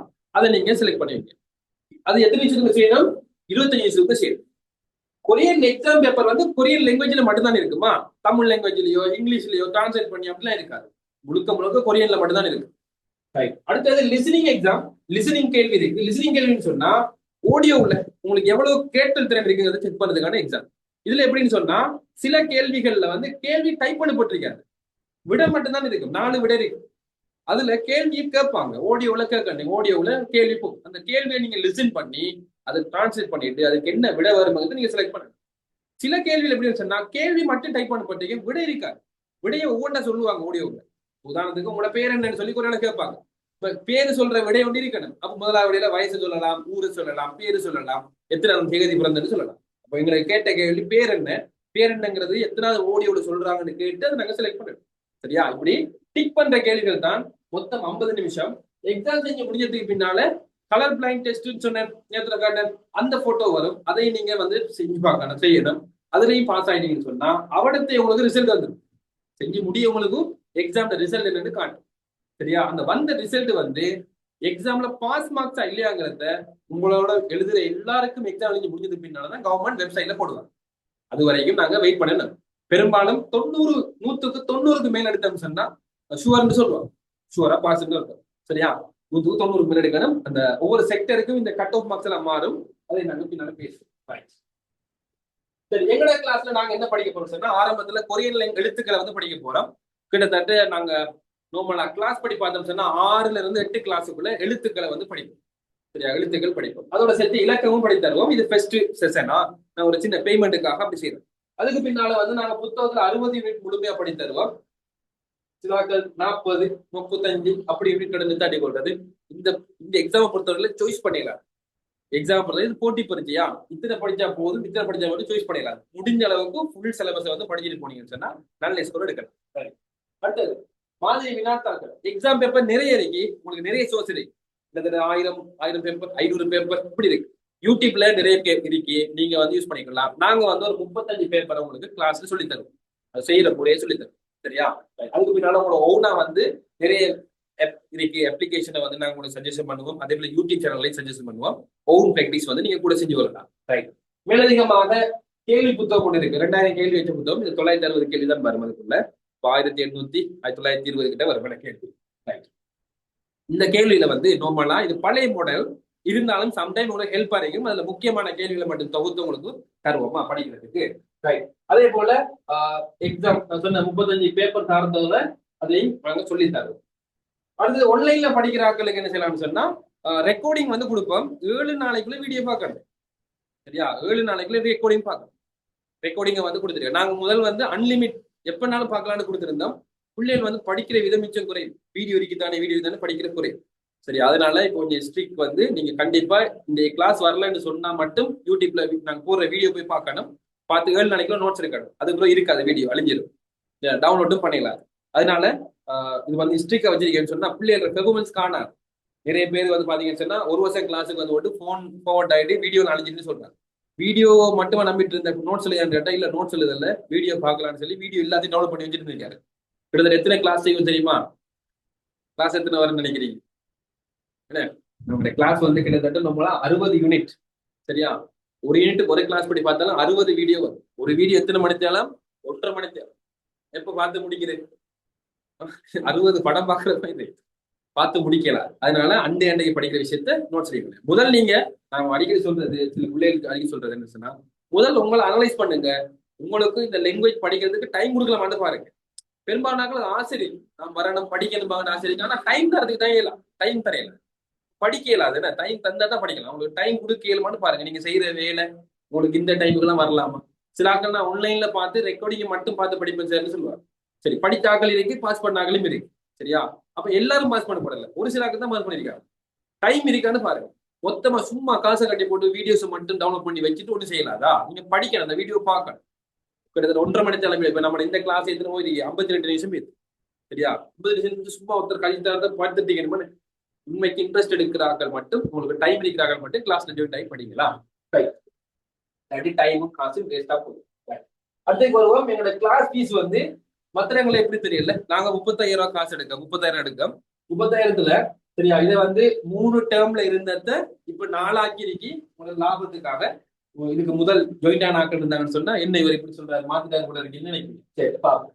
என்னன்னு சொன்னா அல்பபெட் கொரியன் லாங்குவேஜ் எழுத்துக்கள் மட்டும் கிளாஸ் இருக்கு ஃபர்ஸ்ட். சரியா? எழுத்துக்களும் நம்பர்ஸும் படி தருவோம். கொரியன் எழுத்துக்கள் எழுதுற முறையும் நம்பர்ஸையும் சொல்லி தருவோம். இதுக்கு முதல்ல நீங்க விருப்பம் இருந்தா 15,000 கட்டி ஜாயின் ஆகும். இல்லைன்னு சொன்னா மொத்த அமௌண்ட் இருக்கு 15,000 கட்டிங்கன்னு சொன்னா பாட புத்தகத்தோட சேர்த்து இந்த ஆன்லைன் இதுல லாங்குவேஜ் எழுத்துக்கள் பத்தின கிளாஸும் சேர்ந்து 8,000 வரும். மொத்தம் 15,000 கட்டிங்கன்னா சரி. அதுக்கு பின்னால ஒவ்வொரு 10 யூனிட் புக்ல இருக்கக்கூடிய ஒவ்வொரு 10 யூனிட் படி 20 யூனிட் படித்து தரதுக்கு 10,000 வந்து கட்டணும். சரியா? மொத்தமா 30,000 கிளாஸ் வரும். நாங்க வந்து ஒவ்வொரு 2 மாசத்துக்கு நீங்க ஒவ்வொரு பேமெண்ட் கட்ட வேண்டி வரும். 6 மாசம் கோர்ஸ். எக்ஸாம் இடையில வரும்னு சொன்னா எங்களோட கிளாஸ் டைம் வந்து கொஞ்சம் கூட போட்டு சிலபஸ் ஏர்லியா முடிக்கிறதுக்கு பார்ப்போம். எங்களோட பெரும் போதுமான ஒரு பிரச்சனை குறிப்பிட்ட அளவான ஆட்கள் வரக்கூடிய இந்த விஷயத்தை செஞ்சு விடலாமா? சரி, இவ்வளவுதான் இதுல பேச வேண்டிய விஷயம். இதை தாண்டி உங்களுக்கு டவுட்ஸ்கள் இருந்தா அந்த விஷயத்தை கேட்கலாம். சரியா? ஏதாவது கொரியா சம்பந்தப்பட்ட விஷயத்துல உங்களுக்கு இந்த டவுட், இது விலங்கலை இந்த விஷயம் டவுட்னு சொன்னா நீங்க நேற்று கேட்கலாம். நான் வந்து பார்ப்போம். சார் பிசிக்கலா இப்ப என்னென்ன செய்றீங்க? பிசிக்கல் வந்து ஏறாவூர் ஆக்களுக்கு தான் செய்யலாம். பிசிக்கல் கிளாஸ் வரக்குள்ள நான் ஷெடியூல் பண்ணி சொல்லுவேன். இப்போதைக்கு ஆன்லைனுக்கு ஷெடியூல் என்னன்னு சொன்னா செவ்வா சரியா இந்த பெருநாள் வாரத்துக்கு இடையில ஒரு 3 கிளாஸ் எங்களோட 6 கிளாஸ் டைம் ஒன்று ஃபர்ஸ்ட் நான் சொன்னேன். 6 கிளாஸ் டைம் ஒன்று தான் 10 வகுப்புல 6 வந்து செய்யலாம். செவ்வா புதன் வியாழன் நைட்ல 9ல இருந்து 10:30 வரைக்கும் ஆன்லைன் பார்த்து இப்போதைக்கா. இதே டைம் வந்தா நாங்க வந்து இப்போ புதுசா ஜாயின் ஆகுது பிசிக்கலான ஆட்களுக்கு செய்யறோம். ஏறாவூர் ஆட்களுக்கு வெளியூர் ஆட்கள் வந்து தங்கி படிக்கிற ஆட்கள் வேறையா வருவாங்க. அவங்களுக்கு அடுத்த மாசம் சித்திரை கழிச்சு 20ஆம் தேதி ஸ்டார்ட் பண்ணும். இங்க ஸ்டே பண்ணி படிக்கிறாங்க. கேள்வி கேட்டால் ஏறாவூராளா? ஏறாவூர். அப்ப நீங்க வார செவ்வாய்க்கிழமை வந்து படிக்கணும். வெட்டிகளவுக்குள்ள இருக்கிறார்களும் வரையலாம் சார் கிளாஸுக்கு. அவருக்கு இப்ப வந்து படிக்கிறேன் இல்ல இல்ல சில கிளாஸ்களுக்கு மட்டும். என்னன்னு சொன்னா இதுதான் நீங்க ஆன்லைன்ல வர போறீங்களா பிசிக்கலா வர போறீங்கிறத நீங்க டிசைட் பண்ணிக்கொள்ளுங்க. ஏன்னா நீங்க தொடர்ச்சியா வரணும். கிட்டத்தட்ட எத்தனை கூட 6 மாசம், குறைஞ்சது 4 மாசம் தொடர்ச்சியா வர நீங்க கிழமையில 3 நாள் கிளாஸ். அப்ப நீங்க உங்களோட தூரம் அதெல்லாம் பார்த்துக்கணும். தொடர்ச்சியா உங்களால வர இயலுமான்னு பாருங்க.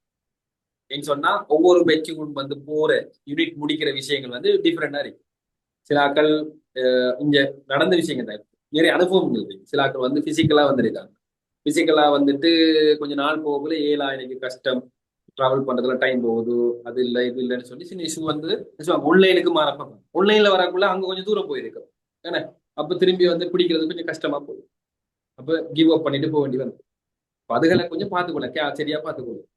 இப்படி ஒன்று இருக்கு. இப்ப நீங்க வந்து ஆன்லைனும் பிசிக்கலும் ஒரே டைம் நடக்கிற கிளாஸ் இருக்கு. அதுல நீங்க ஜாயின் ஆனீங்கன்னு சொன்னா அந்த மாதிரி மெத்தட்ல ஜாயின் ஆக போறீங்கன்னு சொன்னா சம்டைம் ஆன்லைன்ல ஏழுமுண்டா ஆன்லைன்லயும் அதே கிளாஸ்ல வந்து இன்னைக்கு நேர்ல வந்து உங்கள்கிட்ட படிக்க போறேன்னு சொன்னா நேர்லயும் வந்து படிக்கலாம். அது ஒரே டைம்ல நடக்கும். இப்ப நான் வந்து பின்னுக்கு பிசிக்கலும் முன்னுக்கு வந்து ஆன்லைன் கிளாஸும் ஒரே டைம்ல செய்வோம். அப்படி பேச்சு படிக்க போறாங்களும் பிரச்சனை இல்லை. அப்படியே நாங்கள் பரவாயில்ல. அவங்களுக்கு ரெக்கார்டிங்கும் கிடையாது. பெரும்பாலும் எல்லாருக்கும் நான் ரெக்கார்டிங் கொடுக்கோம். மிஸ் பண்றாங்க. என்னென்ன என்னென்னது இப்ப நீங்க சில டைம்கள்ல இடையில எதுவும் இப்ப படிப்பிச்சதுல வச்சு எக்ஸாம் எதுவும் வைப்பீங்களா நீங்க? இடையில வரும். நம்ம ஒவ்வொரு 5 யூனிட் முடிய எக்ஸாம் வைப்போம். அல்பபெட் படிச்சு முடிஞ்சா எக்ஸாம் வைப்போம். பிறகு யூனிட்ல ஒவ்வொரு எங்களுக்கு 60 யூனிட் இருக்கு தானே, ஒவ்வொரு 5 இடையில எக்ஸாம் வைப்போம். எக்ஸாம்லாம் வந்து இந்த எக்ஸாம் வந்து இந்த ஆடியோ பார்ட் செய்யக்குள்ள மட்டும் தான் பிசிக்கலா செய்ய வேண்டி வரும். மற்றதெல்லாம் வந்து நாங்க என்ன சொல்றோம்னா எக்ஸாம் மெத்தட்டுக்கு ஏற்ற மாதிரி செய்யப்போம். எக்ஸாம் மெத்தட் என்னன்னு சொன்னா சம்டைம் செய்யலாம். இல்ல அக்கௌண்ட் அந்த வந்தா காட்டுறேன்னா அப்ளை செய்யறதுக்கு பழக்க அனுபவம் டச் பண்ணி தானே விட கேள்வி செய்யறது அந்த மெத்தடுக்கு பழக்கிறதுக்கு நான் பெரும்பாலும் கூகுள் ஃபார்ம்ல தான் நம்ம எக்ஸாம் வந்து நடத்தும் கொடுக்குறேன். கூகுள் ஃபார்ம்ல வந்து செய்யறது பாப்போமா, வந்து பாப்போம். எட்டு வரும் நினைக்கிறேன். எட்டை பார்த்தா தான் தருவாங்க வீடியோ காட்டும். அப்ப இதை நாங்க செஞ்சு பார்க்கறதுக்கு வேண்டி கூகுள் ஃபார்ம்ல செய்வோம். சில கேள்விகள் வந்து நேர்ல. வேற ஏதாவது டவுட்ஸ் இருக்கா? சார் நான் கெமிஸ்ட்ரியில படிச்சுட்டு இருக்கிறேன். கெமிஸ்ட்ரியில படிச்சுட்டு கூட கிளாஸ் செய்யலாமா? யூனிவர்சிட்டியில நீங்க எத்தனாவது இயர் படிக்கிறீங்க? நான் 4th இயர்ல இருக்கிறேன். 4th இயர் என்ன? 4th இயர்னு சொன்னா உங்களுக்கு தீசிஸ் எல்லாம் செய்ய வேண்டி வருமே, ப்ராஜெக்ட் ஏதாவது இருக்குமே, பிரச்சனை இல்லையா? எனக்கு ரிசர்ச் வந்து முடிஞ்சு இன்டர்ன்ஷிப் மட்டும்தான் இன்டர்ன்ஷிப் பீரியட்ல இருக்கிறேன். எனக்கு 5ஆம் மாசத்துல முடியுது எல்லாம். கன்வெகேஷன் வந்து நெக்ஸ்ட் இயர் வச்சிருக்காங்க. அது ஒரு பிரச்சனை வராது. நான் அப்படி எக்ஸாம் எழுதுறேன்டா இப்ப நான் இந்த கிளாஸ் ஜாயின் ஆயினா எப்ப எனக்கு எக்ஸாம் வரும்? எக்ஸாம் இப்போ உதாரணத்துக்கு நாங்க எதிர்பார்க்கிற எக்ஸாம் நடத்தணும் 5ஆம் மாசம் நடத்தணும் எதிர்பார்க்கலாம். 5 அல்லது 6ஆம் மாசம் நடத்தணும். சரியா? அப்படின்னா இந்த 3ஆம் மாச கடைசியில வந்து கோல் பண்ணணும். அப்ப சொல்லுவாங்க, கெசெட் பண்ணுவாங்க. இதை சும்மா எடுத்தோடனே செய்ய மாட்டாங்க. கெசெட் பண்ணி 1 மாசத்துக்கு பின்னால்தான் அட்மிஷன் கொடுப்பாங்க. ஒரு 3 கிலோமீட்டர் டைமோ தருவாங்க. அதை வச்சுதான் நாங்க எக்ஸாம் டேட் எப்போ வரைக்கும் பார்க்கலாம். இதுல சொல்ல மறந்த விஷயம் சொன்னா கொரியன் எக்ஸாம் இப்ப எப்படி நடத்துறாங்கன்னு சொன்னா ஒரு இந்த இதுல அதாவது பத்திரமுனையில ஒரு எக்ஸாம் சென்டர் அங்கதான் எக்ஸாம் நடத்துவாங்க. அந்த சென்டர்ல ஒரே நாளைக்கு 400 பேர் தான் எக்ஸாம் எழுதணும். ஒரு நாள்ல 400 பேர் எழுதணும். ஒரு 40,000 பேர் அட்மிஷன் போட்டிருக்காங்கன்னு சொன்னா ஒவ்வொரு நாள் படின்னு செய்யறாங்கன்னா அந்த 40,000 எக்ஸாம் நடக்கும் பாருங்க டேட் கொடுப்பாங்க. சரியா? அது ரெண்டமா செலக்ட் பண்ணி கொடுப்பாங்க. இப்ப நான் அட்மிஷன் போட்டிங்கன்னு சொன்னா நான் போடுற ஓர்டர் படி அவங்க ஒரு மெத்தட் ஒன்று வச்சிருப்பாங்க. அந்த அடிப்படையில் எனக்கு ஒரு டேட் தருவாங்க. அது சம்டைம் 5ஆம் மாசமாகவும் இருக்கலாம், ஜனவரி அடுத்த வருஷம் ஜனவரியாகவும் இருக்கு. அது சொல்ல தெரியாது. சரி, அப்ப அப்படி பிந்தி வரக்குள்ள நிறைய பேருக்கு படிக்கிறதுக்கு வாய்ப்பும் இருக்கு. அப்ப அதை வச்சு நாங்க ஷெட்யூல் பண்ணி படிக்கலாமா? உங்களுக்கு எக்ஸாம் எப்ப நடத்துவாங்க? பெரும்பாலும் உங்களோட எக்ஸாம் நடக்கிறேன் யூனிவர்சிட்டி எக்ஸாம் எனக்கு 5ஆம் மாசத்துல முடியுது சார். ஆனா எனக்கு கன்வெகேஷன் வந்து வார வருஷம் 1ஆம் மாசம் போட்டிக்கிறாங்க. கன்வெகேஷன் தானே அது? வேற எக்ஸாம் ஃபைனல் எக்ஸாம் எனக்கு எல்லா எக்ஸாம் முடிஞ்சு கன்வெகேஷன் மட்டும் தான் இருக்கு இப்போ. அப்படியா? உள்ள பரவாயில்ல, நீங்க பயப்படாதீங்க. சரி. பிசிக்கலா வந்து ஜாயின் ஆகணும்னா செவ்வாய்க்கிழமை வரணும்னா? செவ்வாய்க்கிழமை கிளாஸ் ஆரம்பிக்கிறோம். செவ்வாய்க்கிழமை என்னென்ன டைம் என்ன சார்? பெரும்பாலும் 9 மணி, நைட் 9 மணி. சரி சரி.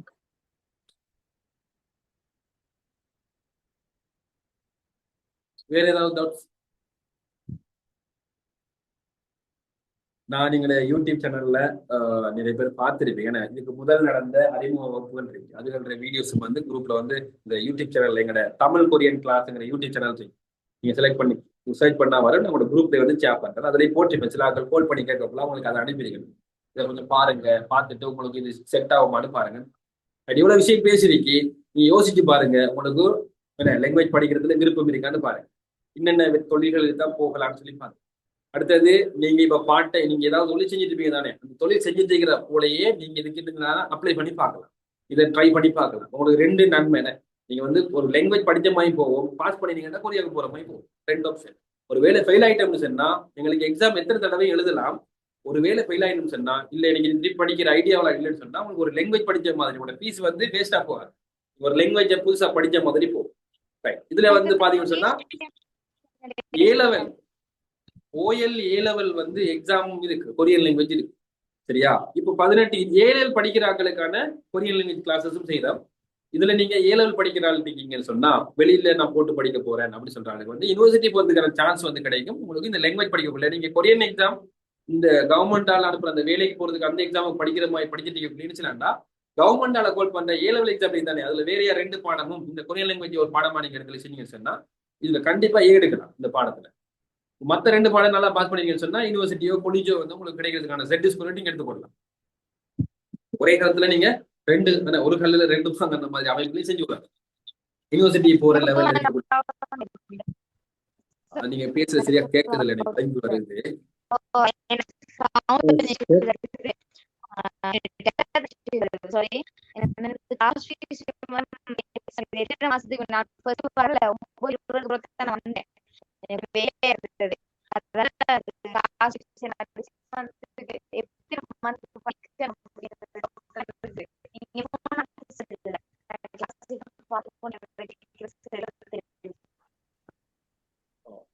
எனக்கு இப்ப நீங்க பேசுறது உண்மைக்கும் கேட்கல. நீங்க எனக்கு என்ன வாட்ஸ்அப்ல வாய்ஸ் மெசேஜ் போட்டு விடுங்க. வாட்ஸ்அப்ல வாய்ஸ் மெசேஜ் போட்டு விடுங்க, நான் கொஞ்சம் செக் பண்ணி போடுறேன் என்ன கேள்வி. சரியா? இது சரியா கேட்கல, உடனே வந்துச்சு. சார் கிளாஸ் நைட் டைம் மட்டுமா சார் நடக்கும்? ஓ, இப்ப வந்து பெரும்பாலும் ஆன்லைன் கிளாஸ் நைட்ல தான் செய்வோம். என்ன சொன்னா வேலைக்கு போறாங்கல்ல கவர் பண்ணி செய்யறதுனால அவங்க எல்லா வேலையும் முடிச்சுட்டு நைட்ல செய்வாங்க. மார்னிங் கிளாஸஸும் இருக்கு. எங்களுக்கு குறைஞ்சது ஒரு 6 ஸ்டூடெண்ட் இருந்தா தான் மார்னிங் கிளாஸ் செய்வோம். சாட்டர்டே சண்டே அது மற்ற நாட்கள்ல மார்னிங் கிளாஸ் செய்வோம். அதுக்கு குறைஞ்சது 6 பேராவது ஒரு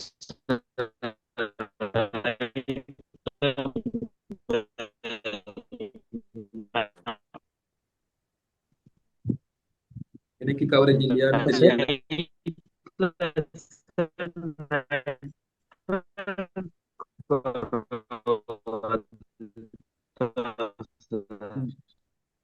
என்னடா தர்ஷன் சி கொஞ்சம் வெயிட் பண்ணுங்களா, நீங்க பேசுறது உங்களுக்கு கேட்கறது இல்ல. இந்த ஜூம் இருக்கு தானே, ஜூம்ல நீங்க கனெக்ட் ஆகுறேன்னு சொன்னா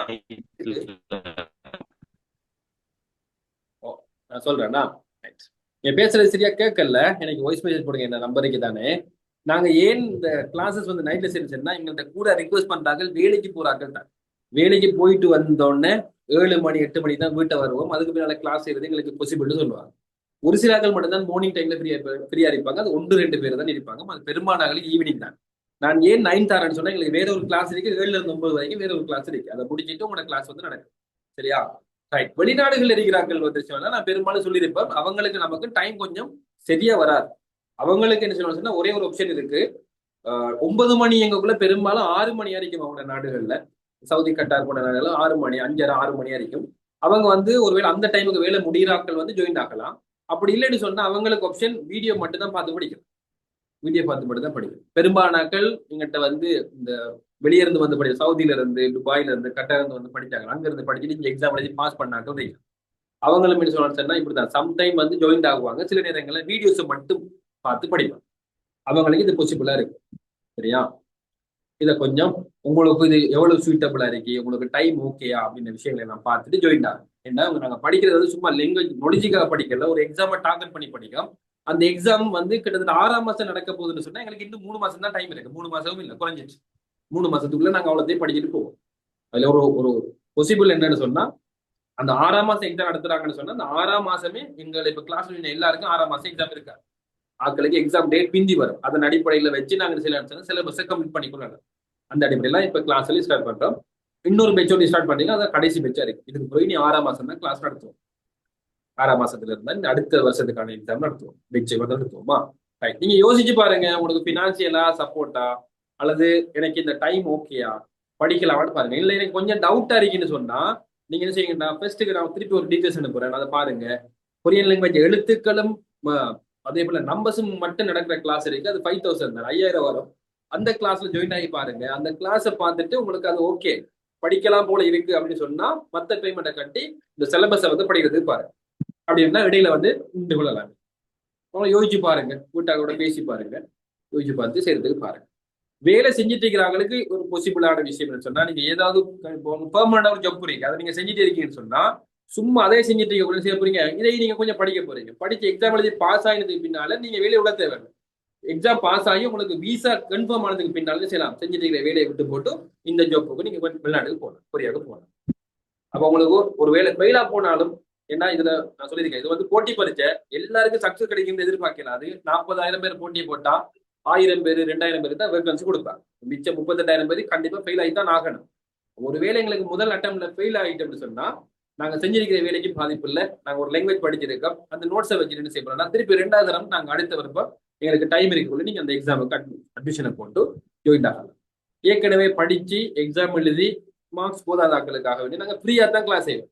எக்ஸாமுக்கு என்ன கிளாஸுக்கு கண்டினியூஸா வந்து 80% வரவு இருக்கணும்.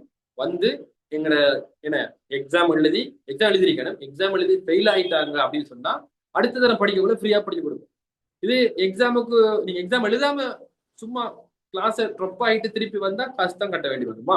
அது முன்கூட்டி சொல்லிக் கொள்ளணும். நிறைய விஷயம் இருக்குதுக்குள்ள நான் பின்னால் உங்களோட டீட்டெயில்ஸ் வந்து போடுறேன். மெயினா படிக்கிறது பாருங்க, படிக்க டைம் இருக்காங்கிறத முதல் உங்களை யோசிச்சு பாருங்க. உங்களுக்கு இந்த படிக்கிறதுக்கு டைம் இருக்கா? நடக்கிற பிரச்சனை இதுதான். நிறைய பேருக்கு என்ன செய்யணும், படிக்க டைம் போதாது. உங்களுக்கு படிக்க டைம் இருக்கு, இதை நீங்க செலவழிக்கலாம். இது ஒரு அச்சீவ்மெண்ட் அறிக்கை, நான் கொஞ்சம் இதை செஞ்சுதான் ஆகணும்னு சொல்லி கண்டிச்சு செய்யக்கூடியாக்கள் வேற நாடுகளுக்கு போறதுக்கு வழி இல்லை. ஒரு குறிப்பிட்ட ஒரு முதலீடை செஞ்சு ஒரு நல்ல சேலரி இருக்கக்கூடிய ஒரு நாட்டுக்கு, சேலரி வந்து கிட்டத்தட்ட 4 லட்சம் பேசிக் சேலரி. இப்போ இந்த சம்பளத்தில் இருக்கக்கூடிய கம்பெனி ஒரு நாட்டுக்கு போறேன் அப்படின்னு சொல்லி ஐடியா இருக்கிறார்கள், இதுல முயற்சி செய்யும். சரியா? ரைட். வேற யாருக்கும் டவுட் இல்லைங்கிறதுனால நம்ம கிளாஸ் இதோட நிறுத்தாட்டி கொள்ளுவோம்.